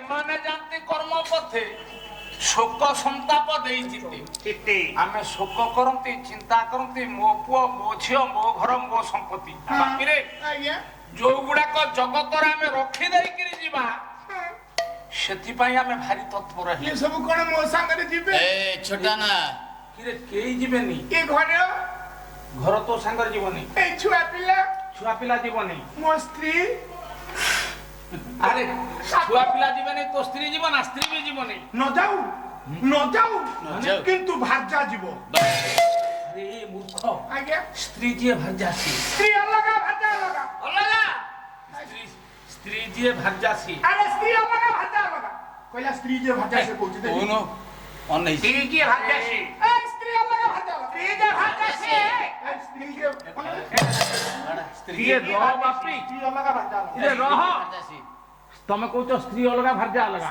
ସ୍ତ୍ରୀ କାହାକୁ କୁହନ୍ତି ଭାଜା କାହାକୁ କୁହନ୍ତି ସେଇ କଥା ମତେ ସେତିକି ବେଳୁ ପଚାରୁନାହାନ୍ତି ବାବୁ ମାନେ ଦେଖନ୍ତୁ ସ୍ତ୍ରୀ କାହାକୁ କୁହନ୍ତି ଆଗରୁ ଥିଲା ପାଲିଙ୍କି ଆଗ ଥିଲା ପାଲିଙ୍କି ଏବେ ଯୁବକ ଗୋଷ୍ଠୀ ଜାଣିଲେ ଇଣ୍ଡିକା ମାରୁତି ବୋଲର କର୍ପୋ ଟାଟା ଏସି ମ୍ୟାକ୍ସିମମ୍ ମ୍ୟାଜିକ୍ ଇତ୍ୟାଦି ଇତ୍ୟାଦି ଇତ୍ୟାଦି ଇତ୍ୟାଦି ମାରୁତି ଚଢି ବେଦି ଉପରେ ବସି ହାତ ଗଣ୍ଠି ପଡି ଆଠ କଳସ ମାଡି ଯାହାକୁ ବାହା ହେଇଥିବୁ ସେଇ ହବ ସ୍ତ୍ରୀ ବାପି ବେଦି ପରେ ବସି ହାତ ଗଣ୍ଠି ପଡି ଆଠ କଳସ ମାଡି ଯାହାକୁ ବିବାହ ହେଇଥିବ ସେଇ ହବ ସ୍ତ୍ରୀ ତମେ ଆଠ କଳସ ଆଉ ଦିଟା ମାରିଲ ନାଇଁ ଗୋଡରେ ଖପରା କରି ଆରେ ହେ ଇଆଡୁ କୁଆ ନହେଲେ ଆଉ ଦି ଚାରିଟା ମାରି ଖାଆନ୍ତି ଆହୁରି ମାଡି ଯାଇଥାନ୍ତି ମାଡୁଛନ୍ତି ମାଡି ବେଦି ଉପରେ ଆଠ କଳସ ମାରି ହାତ ଗଣ୍ଠି ପଡି ଅଗ୍ନିକି ସାକ୍ଷୀ ରଖି ଯାହାକୁ ବିବାହ କରୁଛ ସେଇ ହବ ସ୍ତ୍ରୀ ଭାଜା କାହାକୁ କୁହନ୍ତି ରେ ତା ସାନ ଭଉଣୀ କି ରେ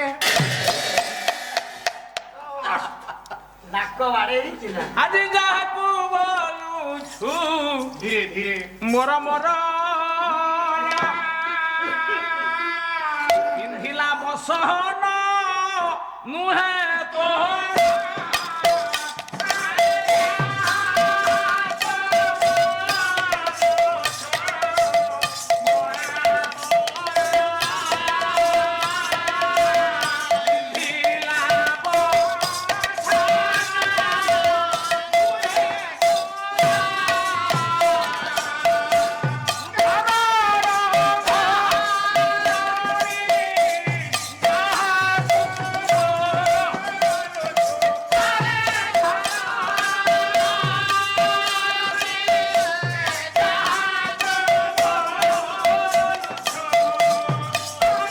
ଧରାଧାମରେ ଆବିର୍ଭାବ ହେଇଛନ୍ତି ଆବିର୍ଭାବ ସେଥିପାଇଁ କହିଛନ୍ତି ସେ ତ ଭକ୍ତ ପ୍ରାଣୀର ଭଲ ମନ୍ଦ ବାଣୀ ମରଣ କାଳେ ତାହା ଜାଣି ଜାଣି ଯଦି ମରିଗଲା ପରେ ଲୋକ କହନ୍ତି ଆହା ଭଲ ଲୋକଟା ଥିଲା ଚାଲିଗଲା ତାହେଲେ ସେ ଲୋକଟା ସ୍ୱର୍ଗକୁ ଯିବ ଯଦି କହନ୍ତି ମରିଗଲା ଗୋଟେ କଣ୍ଟା ଗଲା ଆମ ଗାଁରେ ଗୋଟେ କିଳା ଗଲା ଯଦି ଆପଣ ମାନେ ଦେଖନ୍ତୁ ଗୋଟେ ବୋହୂଟିଏ ପାଣି ଆଣିବାକୁ ଯାଇଛି 5 ମିନିଟ୍ କି 10 ମିନିଟ୍ ଲାଗିବା କଥା ସେ ବୋହୂଟି 25 ମିନିଟ୍ ହେଲା ଫେରିନି ଶାଶୁ ରାଗିକିରି ଦୁଷ୍ଟ ଶାଶୁ ପୁରା ଦେଖ ବୋହୂଟା ଦାଣ୍ଡକୁ ଯାଇଛି ପାଣି ଆଣିବ ବୋଲି 25 ମିନିଟ୍ ହେଇଗଲାଣି ଗଲା କୁଆଡେ ଆସୁ ସେ ବୋହୂ ତାର ଦିନକୁ ମୋର ଦିନେ ଆଜ୍ଞା ରାଗିକିରି ଶାଶୁ ବସିଛି ବୋହୂ ଆସି ପହଞ୍ଚିଲା ଉଠି ପଡିଲା ଶାଶୁ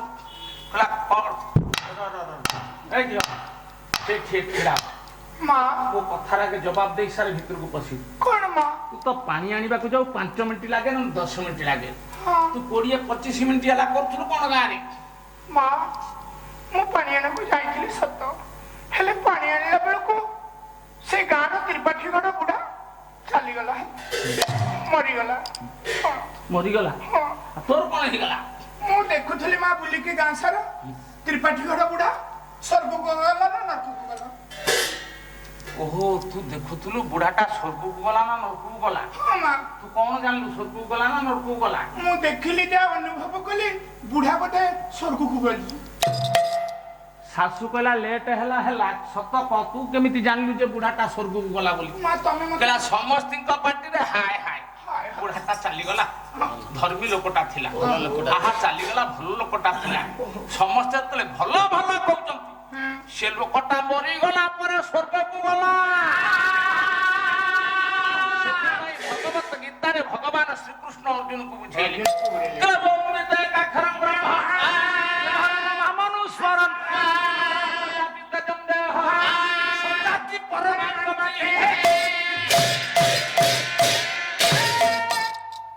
ମଣିଷ ମରିଗଲା ପରେ ସେ ସ୍ୱର୍ଗକୁ ଯିବ କି ନରକକୁ ଯିବ ସେଇ ମାନବ ସମାଜ ଭିତରେ ଜାଣି ହବ।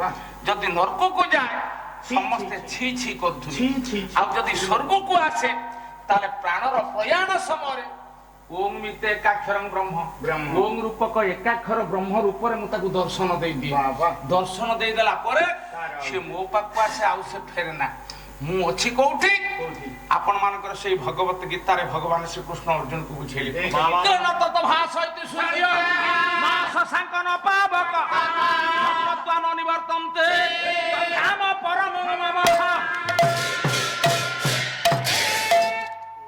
ମୁଁ ଯୋଉଠି ଅଛି ମୋ ପାଖକୁ ପାଣି ଯାଇପାରେ ନା, ମୁଁ ଯୋଉଠି ଅଛି ମୋ ପାଖକୁ ପବନ ଯାଇପାରେ ନା, ମୁଁ ଯୋଉଠି ଅଛି ମୋ ପାଖକୁ ସୂର୍ଯ୍ୟଙ୍କର କିରଣ ଯାଇପାରେ ନା, ଚନ୍ଦ୍ରଙ୍କର ଜ୍ୟୋତ୍ସ୍ନା ଯାଇପାରେ ନା, ମୋ ପାଖକୁ ଅଗ୍ନି ଯାଇପାରେ ନା।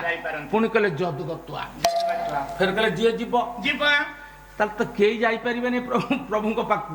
ତାଙ୍କ କତିକି ପାଣି ଯାଇପାରେ ନା, ପବନ ଯାଇପାରେ ନା, ଅଗ୍ନି ଯାଇପାରନ୍ତିନି, ଆଜ୍ଞା ସୂର୍ଯ୍ୟଙ୍କର କିରଣ ଯାଇପାରେ ନା, ଚନ୍ଦ୍ରଙ୍କର ଜ୍ୟୋତ୍ସ୍ନା ଯାଇପାରେ ନା। ପୁଣି କହିଲେ ଯଦୁଦତ୍ୱା ଯିଏ ଯିବ ନ ନିବର୍ତ୍ତନ୍ତେ, ତାହେଲେ ଯିବ କିଏ? ପାଲାବାଲା ପଣ୍ଡିତ। ଆମେ ଆଜ୍ଞା ପ୍ରଭୁଙ୍କର ନାମ କହି ଆପଣ ଯାହା ଜାଣିଛନ୍ତି ଆମେ ଖାଲି ମନେ ପକେଇ ଦେଇ 2 ପଇସା ନବା କଥା। ତେଣୁ ଆପଣ ମାନେ ହଉଛନ୍ତି ଜ୍ଞାନୀ, ଆପଣ ମାନେ ପଣ୍ଡିତ, ଆପଣ ମାନେ ସବୁ କିଛି ଜାଣିଛନ୍ତି ବୋଲି ପ୍ରଭୁଙ୍କର କଥା ଶୁଣୁଛନ୍ତି। କହିଥିଲି ପ୍ରଭୁ କହିଛନ୍ତି ମୋ କଥାକୁ କଳି ଯୁଗରେ ଭାଗେ ଶୁଣିବେ, 3 ଭାଗେ ଶୁଣିବେନି। ଦେଖୁନା ଆଜ୍ଞା 3 ପାଦେ ଅଧର୍ମ, 3 ପାଦେ ଅସତ୍ୟ, 3 ପାଦେ ହଉଛି ଅନ୍ୟାୟ, 1 ପାଦେ ରହିବ ଧର୍ମ, 1 ଭାଗେ ରହିବେ ଜ୍ଞାନୀ ଲୋକ, ଆଉ 1 ଭାଗେ ମୋ କଥାକୁ ଶୁଣିବେ। ତେଣୁ ମୋର ପଣ୍ଡିତ ମଣ୍ଡଳୀ ଆପଣ ମାନେ ଏଠି ବିଚାର କରନ୍ତୁ, ତାହେଲେ ପ୍ରଭୁଙ୍କ ପାଖକୁ ଯିବ କିଏ? ସେଇ ଗୀତାରେ ଭଗବାନ କହିଛନ୍ତି ମୋ ପାଖକୁ ଯିଏ ଯିବ ନ ନିବର୍ତ୍ତନ୍ତେ, ଆଉ ସେ ଫେରିବନି, ମୋରି ଅକ୍ଷୟ ବ୍ରହ୍ମ ମଧ୍ୟରେ ଲୀନ ହେଇଯିବ, ଆଉ ତାର ଜନ୍ମ ନାହିଁ କି ମୃତ୍ୟୁ ନାହିଁ। ଯିବ କିଏ? ନା ଭକ୍ତ ମୋ ପାଖକୁ ଯାଇପାରିବ। ଭକ୍ତାଧୀନ ଭଗବାନ ଓಂ ମିତେ ଏକାକ୍ଷରଂ ବ୍ରହ୍ମ, ଯିଏ ପ୍ରାଣର ପ୍ରୟାଣ ସମୟରେ ବ୍ରହ୍ମକୁ ଦର୍ଶନ କରେ ସେ ମୋ ନାଁଟାକୁ ପାଟିରେ ନ ଧରୁ। କାହିଁକି ନା ମୁଁ କହିଥିଲି ବାଲ୍ୟକାଳରୁ ଯାହାଙ୍କର ପ୍ରଭୁଙ୍କର ସମ୍ପର୍କ ପ୍ରଭୁଙ୍କ ସହିତ ଅଛି, ପ୍ରାଣର ପ୍ରୟାଣ ସମୟରେ ମୁଁ ତାକୁ ଦର୍ଶନ ଦେଇଦିଏ। ଦର୍ଶନ ଦେଇଦେଲେ ମୋରି ଅକ୍ଷୟ ବ୍ରହ୍ମ ଦେହରେ ସେ ଲୀନ ହେଇଯାଏ। ରେ ଭାଇ ମନ ଉଦୟଗିରି କୁଅନା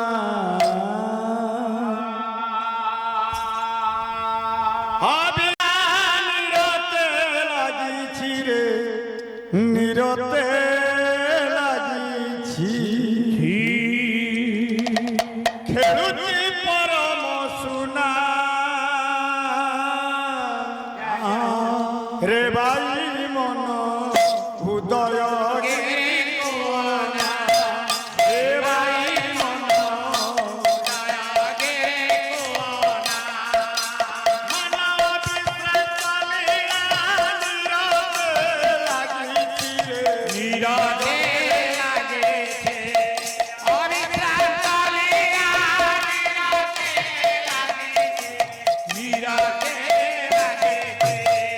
খেলুছি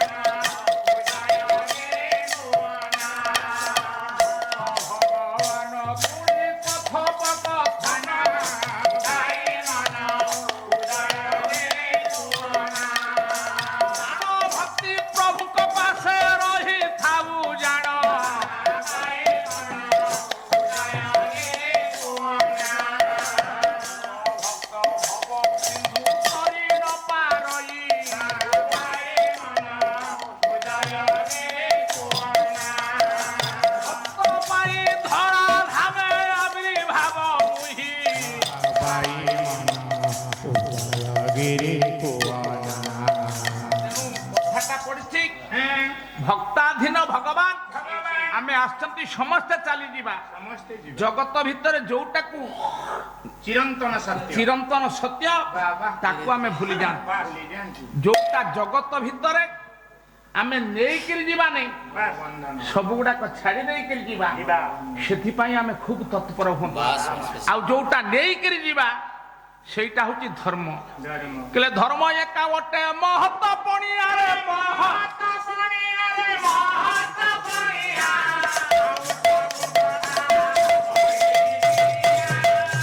ବାବା ନା କଣ ବାପା ଭାଇ କହିଲେ ନା ଶୁଭଙ୍କର ଆଉ ଧର୍ମ ହଉ ଶୁଭମ କର ସତ୍ୟନାରାୟଣ ମଙ୍ଗଳ କରି କଲା ପଥ ପୁଷ୍ପିତ କରନ୍ତୁ ଏବଂ ସତ୍ୟନାରାୟଣ ମଙ୍ଗଳ କାମନା କରନ୍ତୁ ବୋଲାନ୍ଦେ କବା କାଲିକା ବେଶୀ ପଇସା ଆଣିବ ଏ ବାବା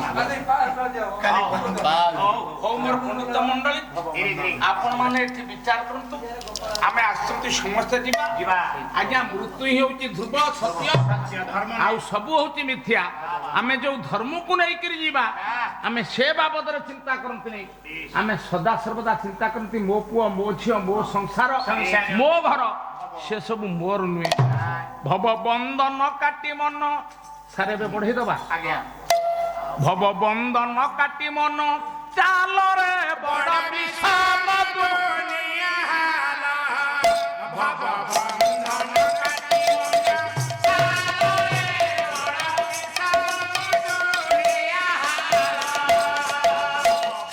ବନ୍ଦନ କାଟି ମନ ଚାଲରେ ବଡ ବିଷମ ଦୁନିଆ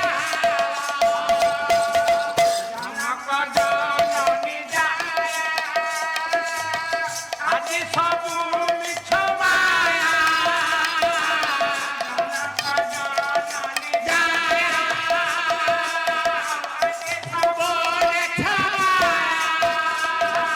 ସବୁ ବୋଲେ ମୋର ମୋର କେହି ନୁହନ୍ତି କାହାର ସବୁ ବୋଲେ ମୋର କେହି ନୁହନ୍ତି କାହାର ମୋର ମୋର କେହି ନୁହନ୍ତି କାହାର ସବୁ ବୋଲେ ମୋର କେହି ନୁହନ୍ତି କାହାର ପିଲା ବଚନ ନୁହେଁ କୋରରେ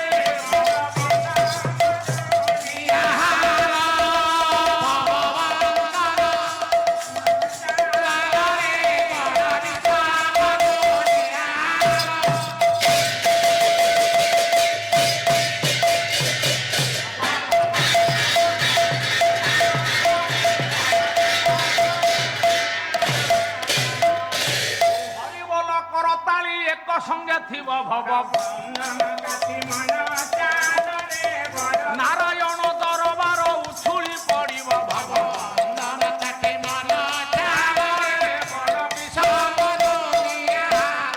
ଏକ ସଙ୍ଗେ ହରିବୋଲ କରତାଳି ଥିବ ଭବ